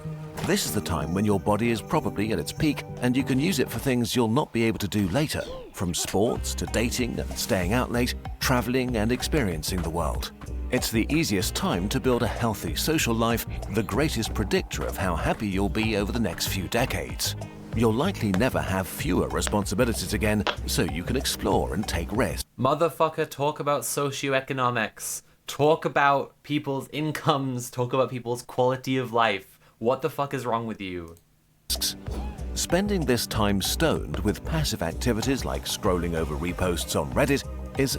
Oh my god. Because it's simply a matter of choice. Like, it's entirely simply a matter of whether people are choosing to spend time doing low effort activities that require very little energy for hours on end, or whether they... No, it's winding me up too much. Look, my point is... Okay, I'm moving off of that one. It's making me too crazy. My point is, Kurzgesagt used to express compassionate and sensible, actually scientific and systemic analysis-based takes on drug use. Now their video about weed opens with a sentence like, we don't want to criminalize, we don't want to make weed illegal, but that's how bad this has gotten. Like, this sucks so bad. And like, relating it to their own personal experience as well, it's just like, oh, fuck. My point here is that liberalism through the AI... Sorry, I was reading the word AI off the screen there. Liberalism through the Bill and Melinda Gates Foundation check and others has like infested this channel, and like its ideological bias has now pulled it to an actively anti-science place. Right? I said before that it is anti-science to side with the billionaires. to like represent the interests of billionaires when talking about climate change, it makes you a climate denier because those people's interests are the things that are driving climate change. Here's the thing, though, is that the outlook that is communicated through that and to some degree the success itself, but like I don't want to make people feel completely hopeless about this, but it is to some degree, right? It's like Fanon says in Black Skin, White Masks, money whitens. Money liberalizes. Money makes you into a capitalist to some degree unless you are really fucking principled and like have an analysis that is robust and like keeps you are dedicated to.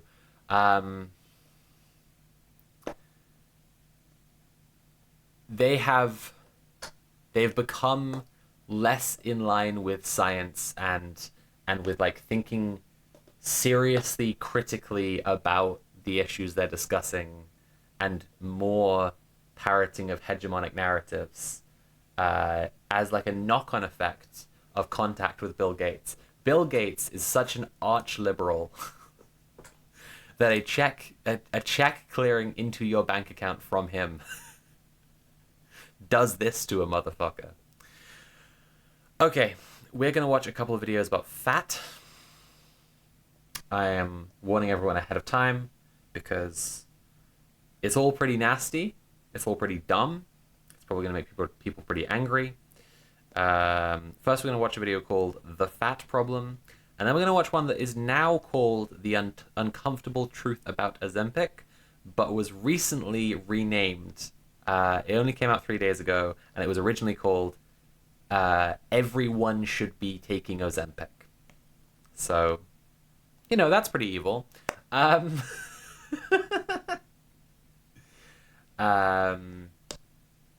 Okay. We're at 250 pounds. We're trying to hit 310 by the end of the stream. These are the last few things that are going to happen on the stream, so now is the time to donate. You can support the stream by subscribing or cheering, but donating gives me money directly without Jeff Bezos getting a cut. We're only 60 pounds away with 77 people watching, so again, even if everybody only donated a little amount, we could get to that goal. And then we'd have a chill gaming stream next month, as well as the regular liberal slop streams. So please support the stream. If you're enjoying the stream, you do command !TIP. And sometimes, I do like a really brief plug. And then sometimes I'm like, if I just keep going with the plug on and on, someone will probably tip to shut me up. They'll probably tip knowing that I'll go, wow, thanks so much, and then go do the next piece of liberal slop. But I don't like that approach because the logical endpoint of it is I just like sit here in stony silence. Like I'm telling off the class until I'm paid to go on to the next liberal slop. So that's not the intent.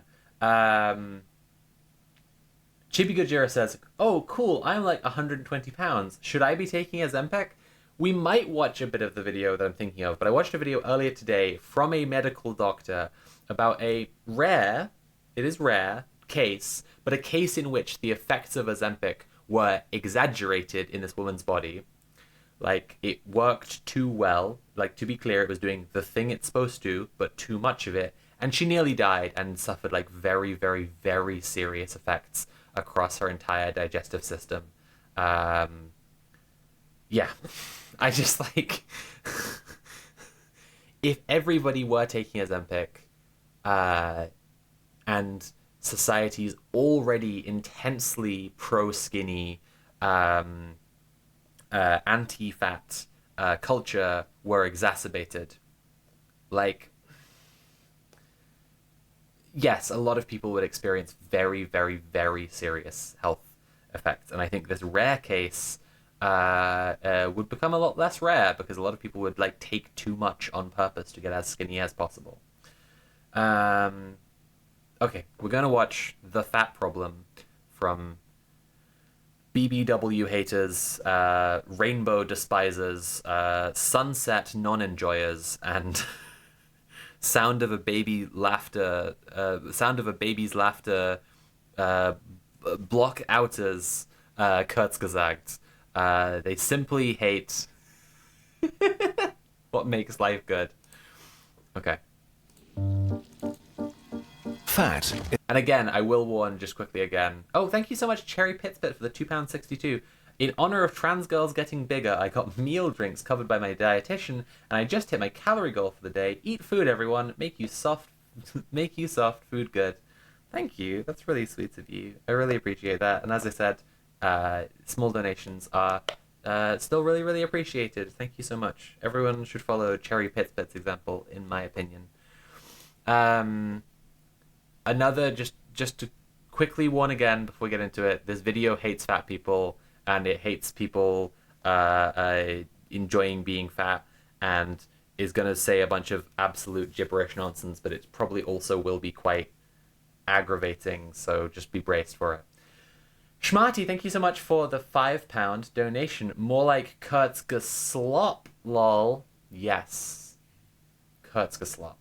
I'm going to try and remember this one for the next time I inevitably do more Kurzgesagt content, but Kurzgesagt is it. Morrigan the Fae says, are big tips not allowed? I think more bigger, more better. I'm just encouraging people to not think that a tiny, like spare change, to not think that has no effect. No, to not think that. Yes, that is what I meant. Valerie the Lovely Italian says, big trans girls. And then a smiley face with 3 hearts floating around it. Big women. It's just wonderful. I'm wasting time now because after Morrigan's question, I wanted to make some sort of like large insertion kink fisting kind of joke to do with big tips, but I just got nothing.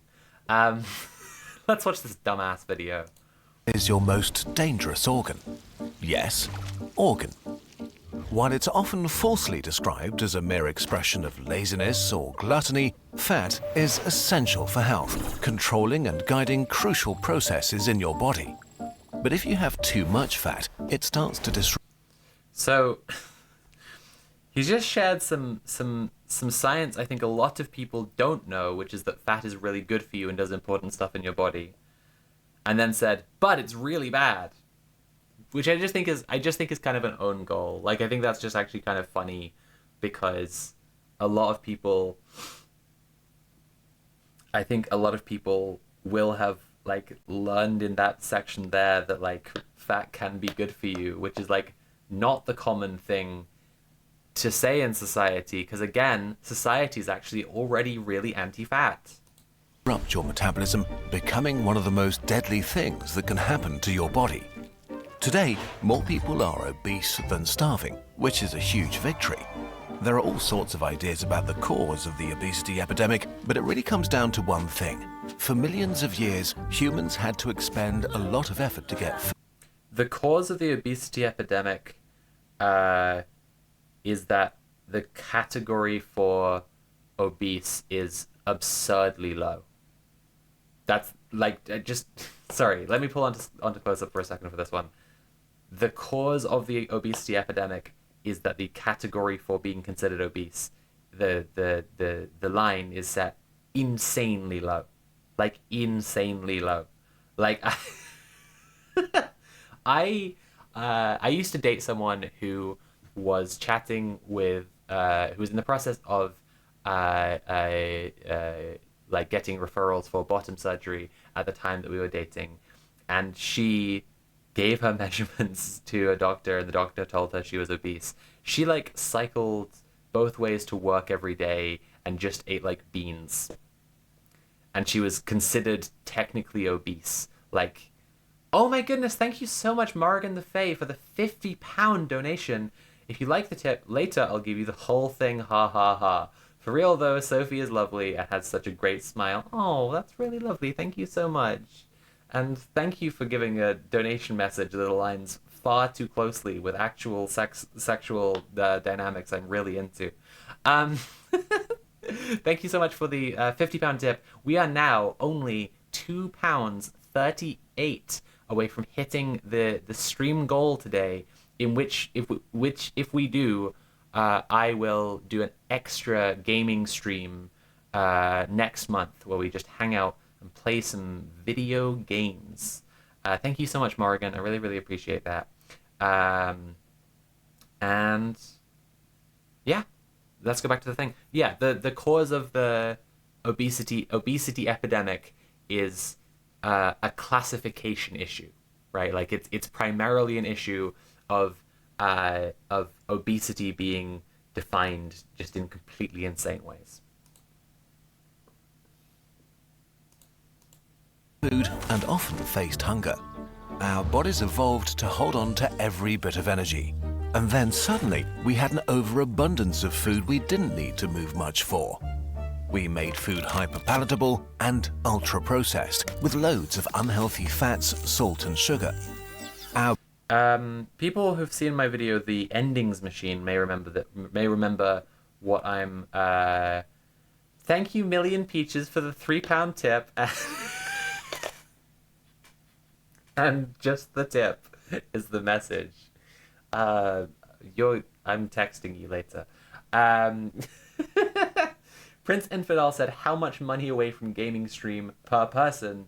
So we were £2.38 away from the gaming stream, which would have been, at that time, about 3 pence each per viewer. But now we're getting a gaming stream next month, so I'm adding one to the schedule, and we're going to have a gaming stream in March, and we can chat on upcoming streams, or possibly in the Sophie from Mars Discord, about what games we should play for the gaming stream. All donations past this point are going into the birthday fund.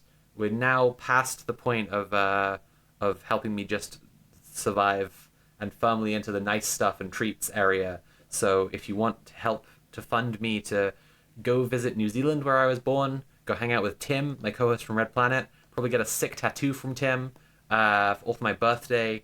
It's now all birthday fund money. All right, let's go back to the video. Brains love this, so our food is extreme. Oh, sorry, a wee problem. In the Endings Machine... Suddenly, we had an overabundance of food we didn't need. I talk about how we often have a really serious we problem when describing societal issues, where we talk about us and we as if everyone is included in the discussion. And my guy here just said, we suddenly had an abundance of food that we didn't have to move very much to get. And in this cartoon, it's a little bit difficult to see because I've got it full screen there, but, oh, there we go.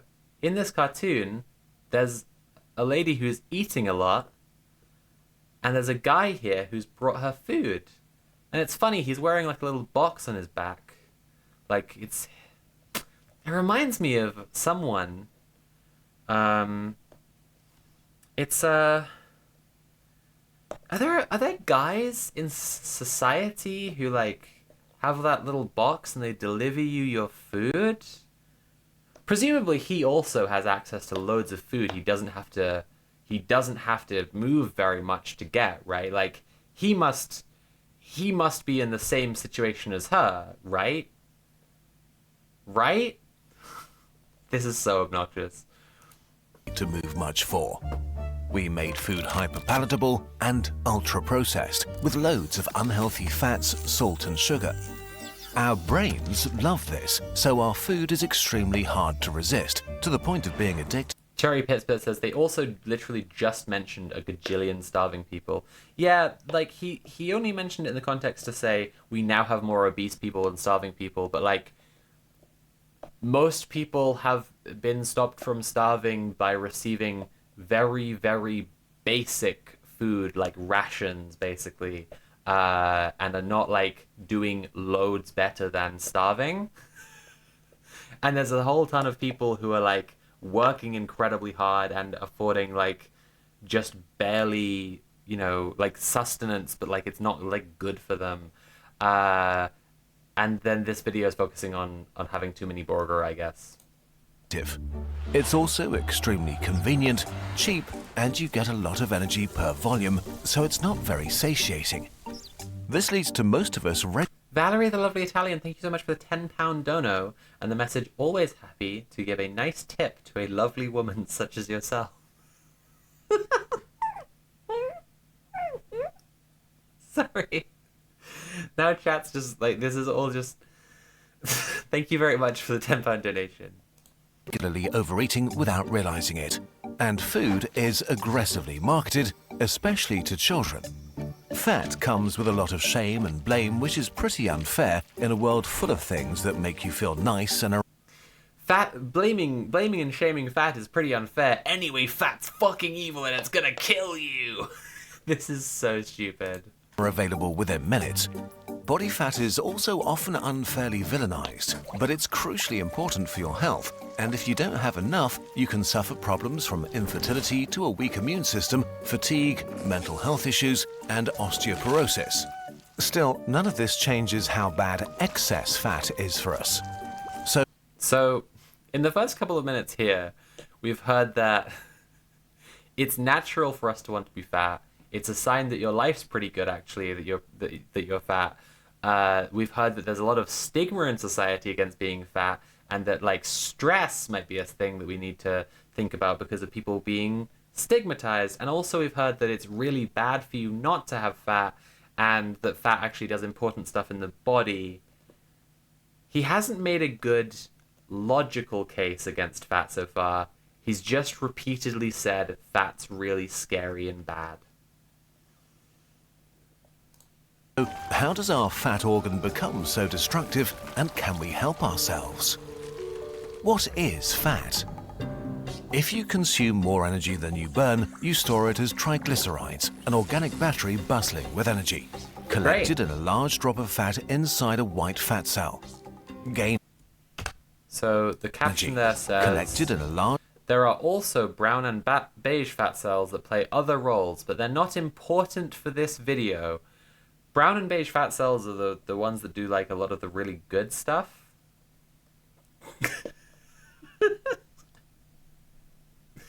So it's kind of telling that like white fat cells are the only ones that are important for this video, right? Like almost like we're not getting a complete representative view of like what fat does in the body, and that it's deliberately focused to be negative for some reason. Chibi Gojira says, free fat Godzilla. Well, you would say that, but I'll also say that. Free fat Godzilla. Hell yeah, fat Godzilla. The fattest MILF of all time. Large drop of fat inside a white fat cell. Gain weight and white fat cells expand with fat, lose weight, and they shrink. Only in the last few decades have we learned fat's most important job. Fat is an endocrine organ, part of the system that makes and regulates your hormones, chemical signals for your brain, liver, muscles, digestion. Isn't that pretty cool, chat? Isn't that pretty cool that fat does that? And actually fat's like really important to you having like a nice regulated endocrine system. I wonder which hormone goes up with more fat and which hormone goes down with more fat. And I wonder if there are any social biases or deeply entrenched social ideas to do with certain classes of people that might have something to do with what's coming next. Digestive tract and immune system, making them work correctly together. Unfortunately, if you become overweight and obese, your fat organ and the many hormones it releases turn insane. Insane! In adults, fat comes in two types of white fat depots. Most of it is subcutaneous fat, the gooey soft stuff under your skin that insulates against the cold and serves as energy storage. The other one is visceral fat nestled between your organs, providing a soft cushion for your sensitive insides. But it also happens to be more dangerous. These fat cells are super sensitive to stress hormones like cortisol or adrenaline. When they pick up a surge of stress, they release fatty acids directly Princess Beck Knight says insane fat women, and then several so horny I can't think emojis. Um,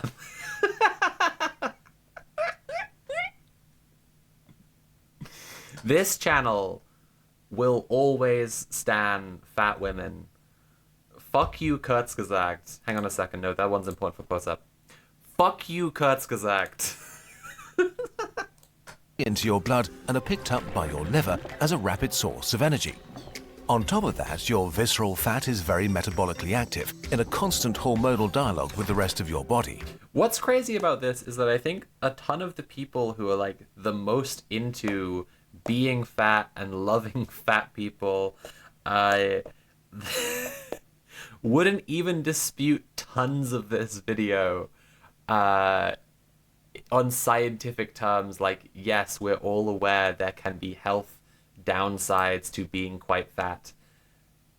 But what's left out of the video, the way they present even the neutral information, let alone the negative information in this video, and the just general overall obvious structural bias to this is so insane. This is also why the health of two people with the same weight and amount of fat can be totally different.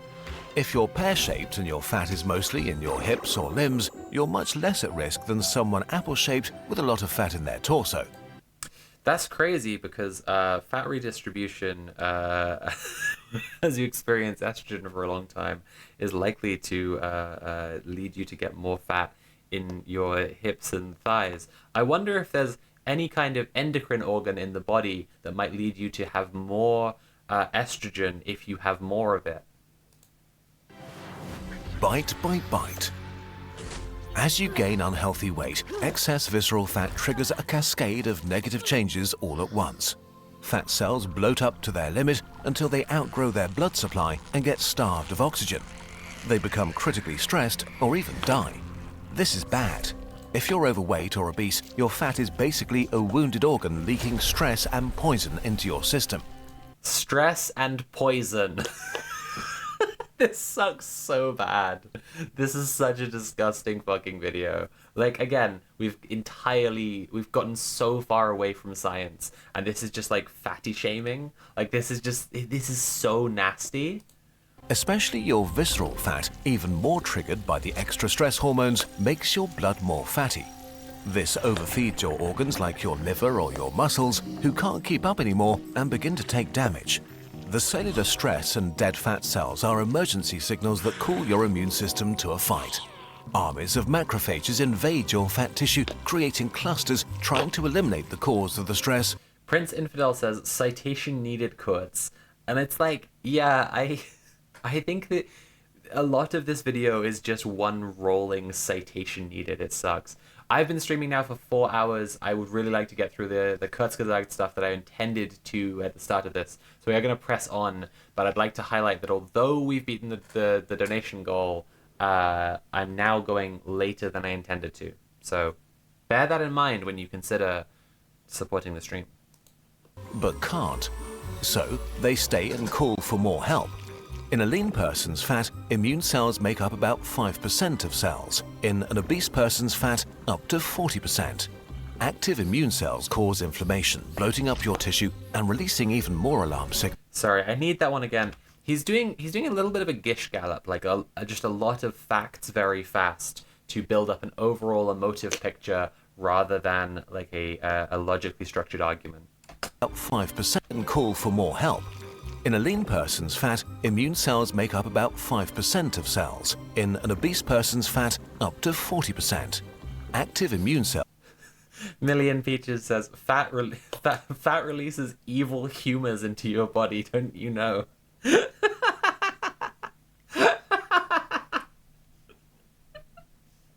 Oh no, I got too much bile. That's actually something that's coming up in the video. I can't even mess around with it. Cells cause inflammation, bloating up your tissue and releasing even more alarm signals, which is good for a short amount of time when you're sick, but if it becomes chronic, it's like your entire body is under friendly.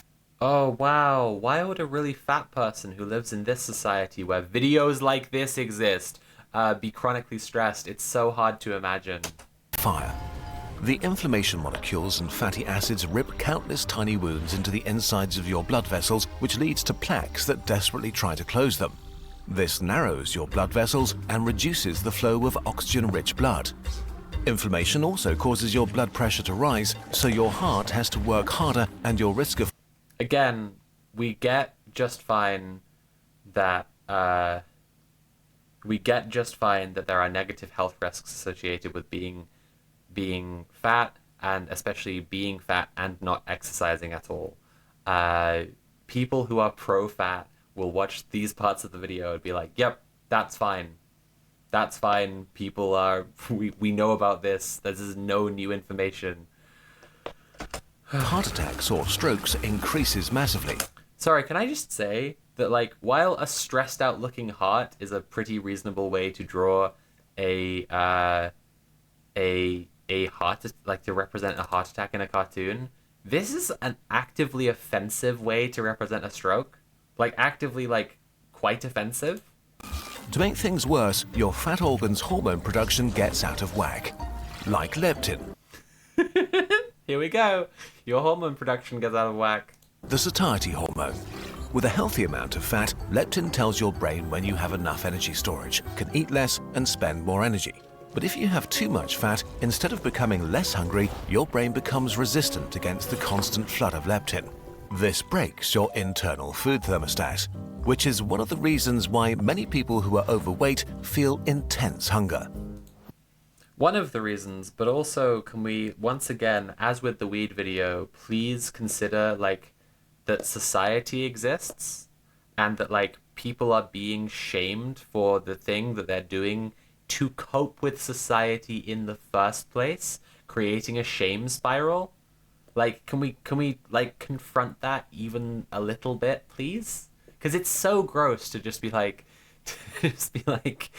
these people are eating too much, and then they're not able to stop eating, and it's just like, yeah, man, you all made a society where it's supposedly bad to be fat, and then people eat to feel better, and then they get fatter, and then they feel worse because of you guys.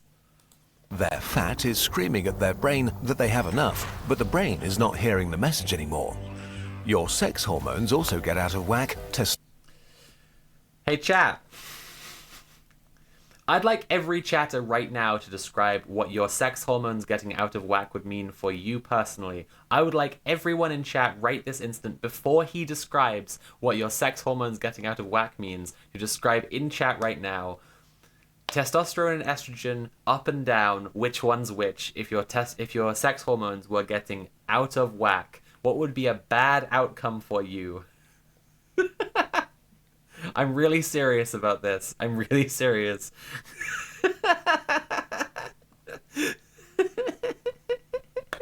Because he's about to describe one of these going up and one of them going down. And he's going to say that that's your sex hormones being out of whack.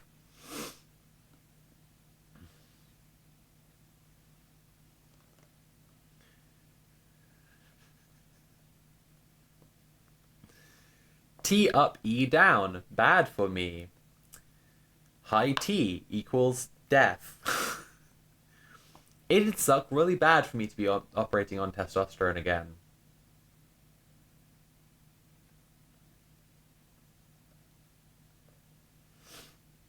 Cherry Pitspit says, I mean, I take both of them exogenously, so do I. But I'd like you to describe a situation where they're bad and that you're not getting the things that you want. Which one would go up and which one would go down? Okay, you don't actually have to do this. I think I've made my point broadly. This part of the video here is like rampant, aggressive, intense misogyny. Like, this is like, you all know what he's about to say. This is so insane. Like, your sex hormones will go out of whack, and then he says, of course, testosterone is lowered while estrogen is overproduced. Oh boy.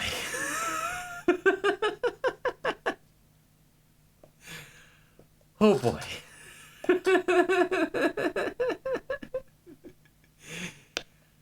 That's misogyny. Like that's like that. I don't even need to explain this. It's just like so glaringly obvious. The fact that it wasn't to him is just like so dire, like so incredibly dire.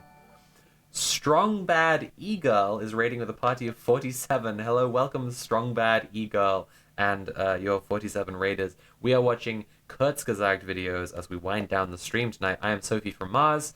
I am a YouTube video essayist and a streamer, and I stream reading...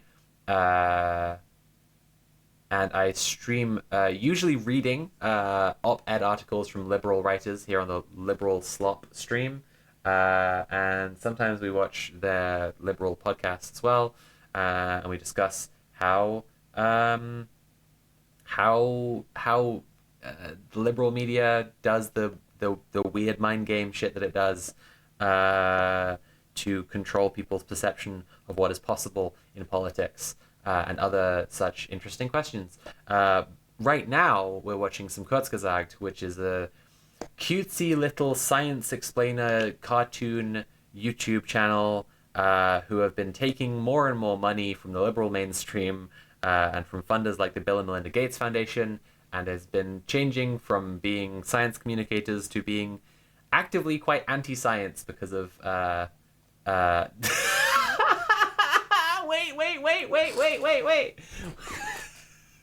Oh, it's over here. I'm liking the belly on this woman, not gonna lie.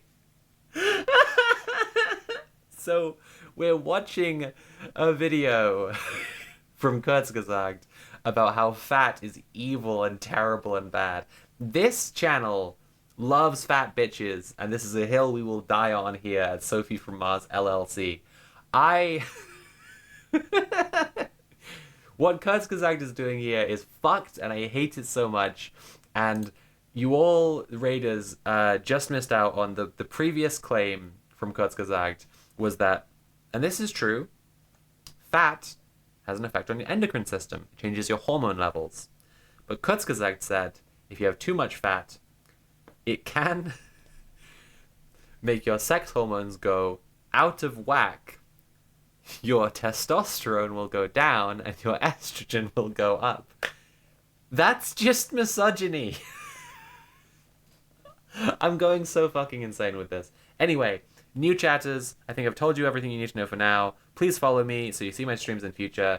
Please check out my show, Red Planet, which happens on Sundays on the Twitch channel Red Planet Live. You can also find it on YouTube for the VODs or on podcast networks for the recordings of the streams.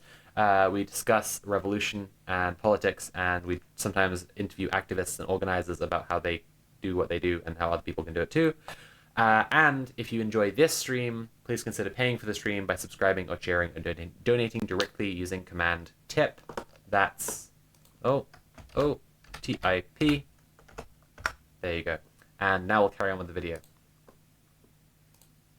In women, this increases the risk of breast cancer significantly. Oh, he's really brought out the more estrogen raises the risk of breast cancer because you get bigger boobs. Oh my god. He's just like, it's like there's a bingo game for bad science and he's just like calling out all the hits. Most people are not aware how much the risk of cancer rises with excess fat. In the US, there's more of you. It's not that it's not that big of a fucking surprise. Most 10% of all cancers are directly related to being overweight or obese. And to top this off... Hang on a second. Time out. Correlation, causation, the absolute most classic, like the center square of the bad science bingo. Some cancers cause rapid weight gain. Sorry, just like... Fuck this guy. Obese cancer patients have much worse outcomes, succumbing to the disease more often and sooner. None of this is great, but even worse is what happens to one of your most important hormones, insulin. When the hormone world explodes. Insulin is a hormone produced by your pancreas that tells your cells to open their tiny mouths and eat up glucose from your blood. It's your body's way of screaming. All right, you know what? I'm sure he's going to get into some of the same stuff in the Ozempic video. and I would like to get onto it. So I'm gonna pull out of this one now. Fuck this dude. Why does he hate big beautiful women? Why is he trying to make it illegal to be a big beautiful woman? That's fucked up. Ozempic or Mounjaro have done what diets and willpower have failed to do so far: make millions lose massive amounts of weight with seemingly mild side effects. What about their material conditions? What about things that are making people sad and need to comfort eat? What about the food that is cheaper but worse for you and cheaper but fattier? What about all of those factors, Kurzgesagt? Maybe we could change society somewhat for the better. More than 1 in 8 US adults have tried the drugs. For the first time in history, the country's obesity rate actually fell. Since obesity is one of the unhealthiest things in the world, this seriously poses... Since obesity is one of the unhealthiest things in the world. Chat, I submit to you obesity and liberalism in the mind of a white male.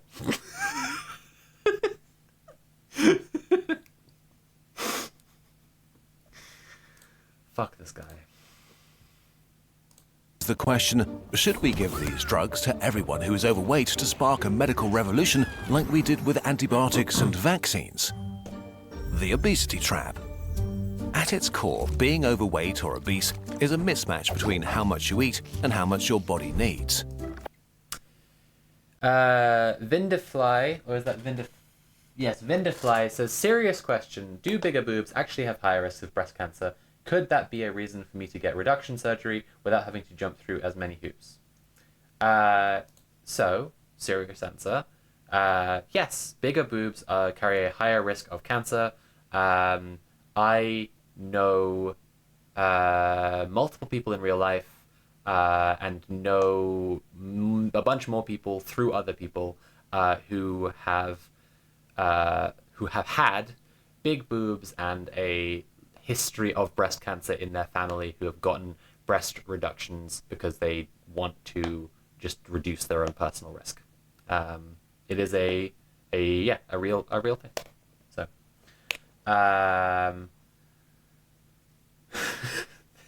Vindifly also said, no, it isn't all caps, in response to the claim in the video, obesity is just about food intake. Eat more obese. The obesity trap. At its core, being overweight or obese is a mismatch between how much you eat and how much your body needs. Eat more calories than you burn and if you want to be as simplistic as possible, which I guess if you make a cartoon YouTube channel, maybe you would want to, but not if you wanted to be a science communicator, then you could say, yes, more calories in than used. But it's just like, again, what about people eating fattier foods because they can afford them instead of eating foods that are better for... Like, it's so mind-numbingly frustrating. I forgot, like...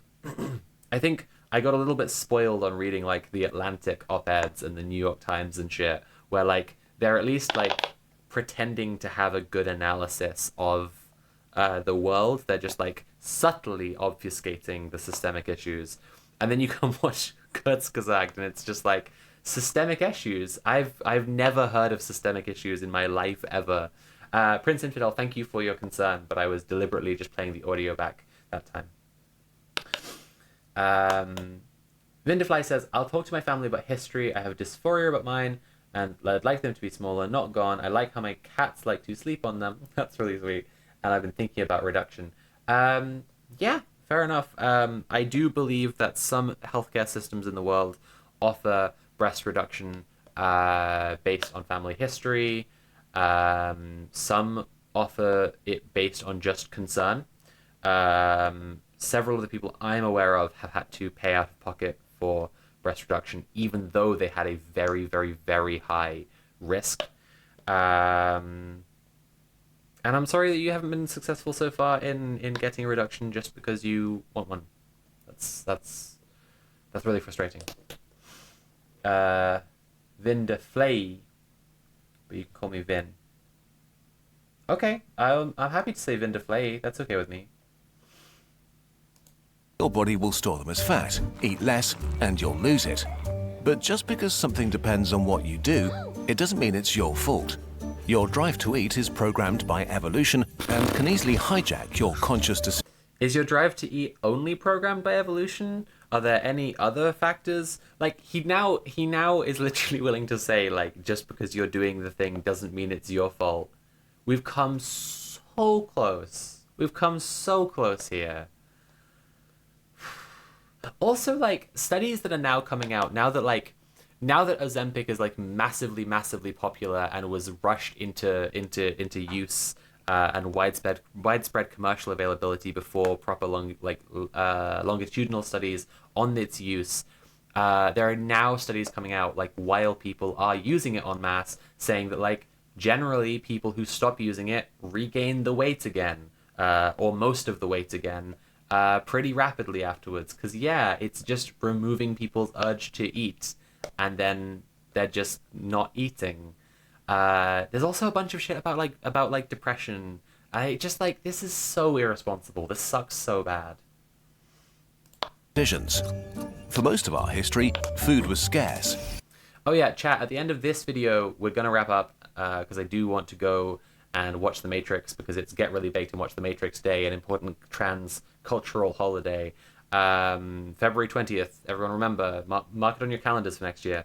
Get Really Baked and Watch The Matrix Day. Anyway, because of that, I feel the need to remind you again, if you're enjoying the stream, if you learned anything today, if you found the discussion interesting, if you find the frameworks and ways of seeing that I discuss to be useful to your analysis and understanding of the world, or if you even just had a little laugh, consider supporting the stream. You can subscribe or cheer or donate directly using Command Tip. So when our ancestors found a calorie bomb, binging on it was the best of ideas. The more sugar, fat and salt, the better. Our brains are wired to love these foods.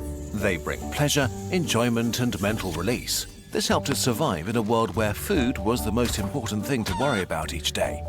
And then the world changed overnight, and suddenly food was cheap, calorie-dense and hyper-palatable. Our ancient biology hijacked our modern behavior. Most of us can't help ourselves and overeat regularly. Today, over 40% of adults are overweight, and obesity affects 1 billion humans and kills almost 4 million annually. If trends continue, by 2050, 1 in 3 adults on Earth will be obese, and half of humanity will be overweight.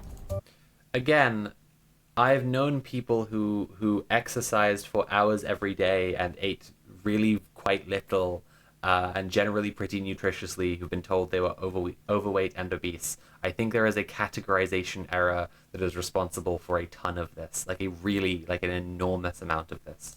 Since being overweight is also shamed on top of being unhealthy, we tried to fix pretty good. Okay, all right, so we look at a little social dynamic finally.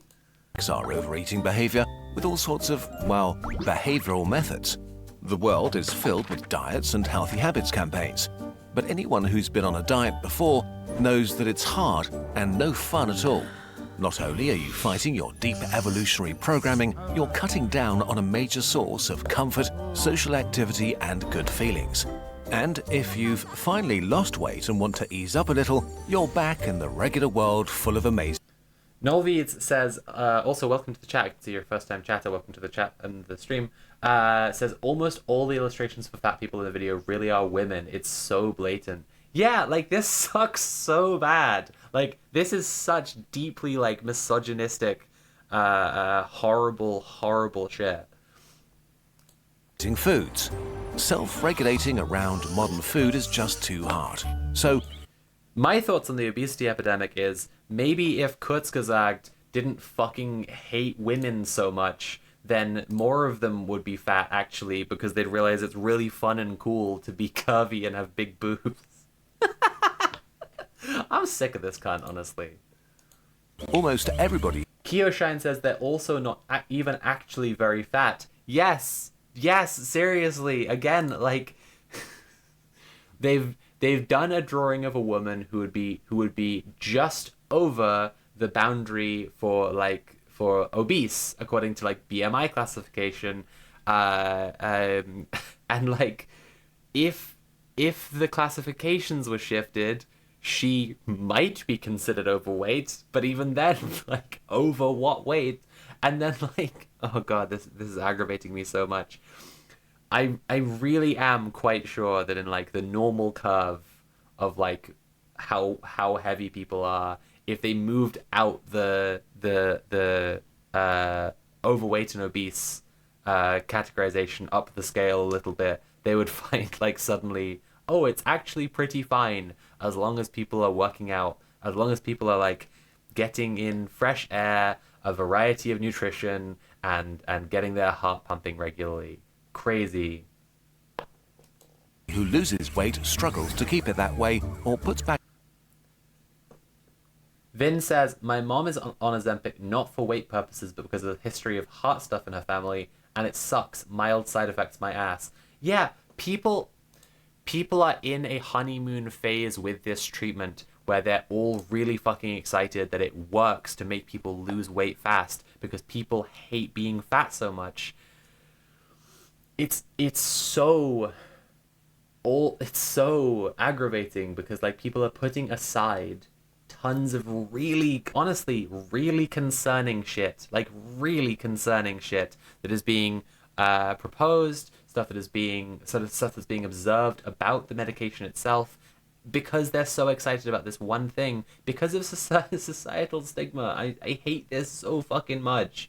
Fuck this. On even more. So if fixing our habits doesn't work, what if we fix our biology? Ozempic and Co.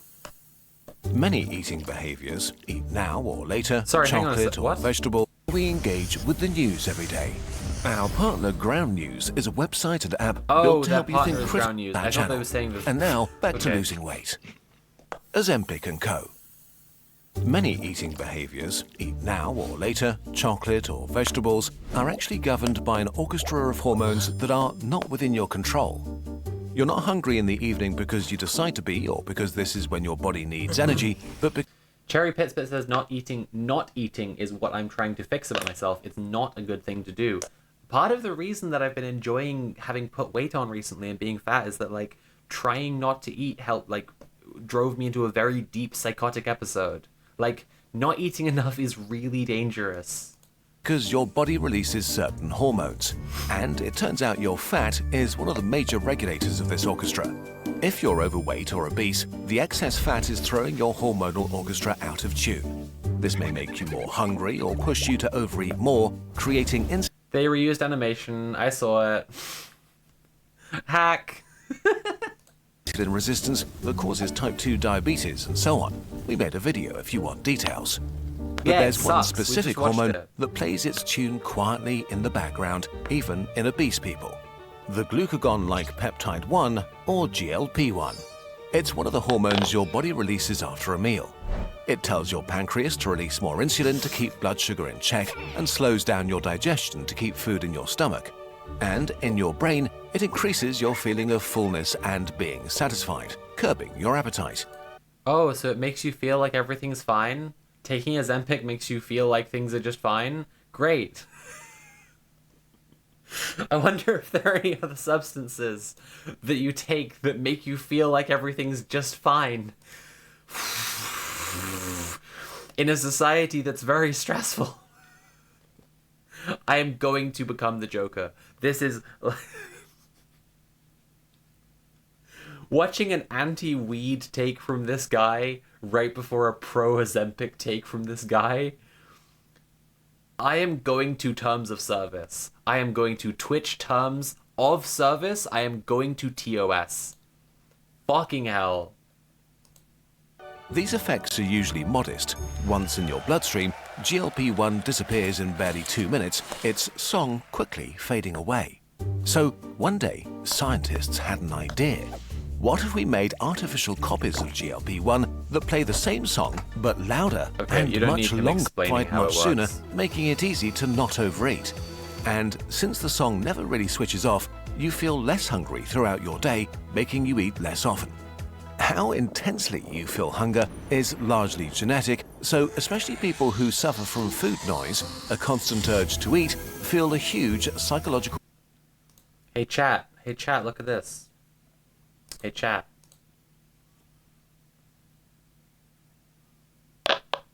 Isn't that way better than Kurzgesagt? I'm sick of this and I'm going to wrap up the stream. Thanks for watching, I guess. Sorry, I'm just genuinely, like, so mad. Fuck Kurzgesagt forever. Loser and dickhead. Thank you all for watching very much. Valerie the Lovely Italian says, "What is that?" It's a little stim toy that is shaped like a Katamari. So when I first encountered one, they had one at the function, and I was like, "Holy shit, they have Katamari at the function!" And I just had to have one, and now I have one, and now I can't stop popping the bubbles in on it. Obviously, like, I would love to just have a Katamari in real life, but that's not what this does. This is just like the bubbles pop in, and then you can pop them out, and it's very pleasing, like that. See, this is so much better than Kurzgesagt. Next time I should just do this for 4 hours. Look. Anyway, for real though, I am done watching Kurzgesagt. It's too gross. It's too late in the day. I want to go watch The Matrix with a nice, sober cup of tea. I have really appreciated you all being here, and I really appreciate the donations and the thoughtful chat messages. And there will not be Red Planet this week. Anyone who is not currently following twitch.tv/redplanetlive, please make sure you are, so that you will see when there is another episode, but we're taking this week off. So I will see you all next Friday. Next Friday, 27th of February, for the Liberal Slop stream as usual. What else to say? Support me financially if you like my work. Check out my Linktree. It's linktree.ee/Sophie from Mars. You can see all my stuff there. Do watch Red Planet. Check out the previous episode, actually. Will be very interesting to a lot of people. It's about armed community resistance in the age of, the ICE raids. And we speak with someone who is organizing armed community resistance.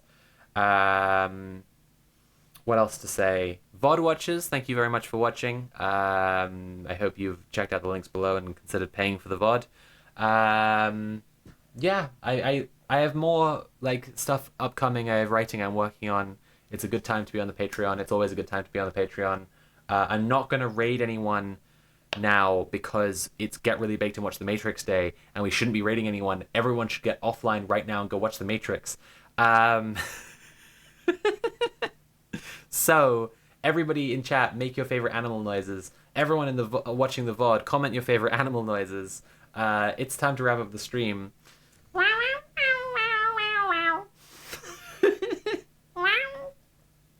And I'll see you all next week. It's been lovely. Thank you so much. Everybody enjoy Get Really Baked and watch The Matrix evening.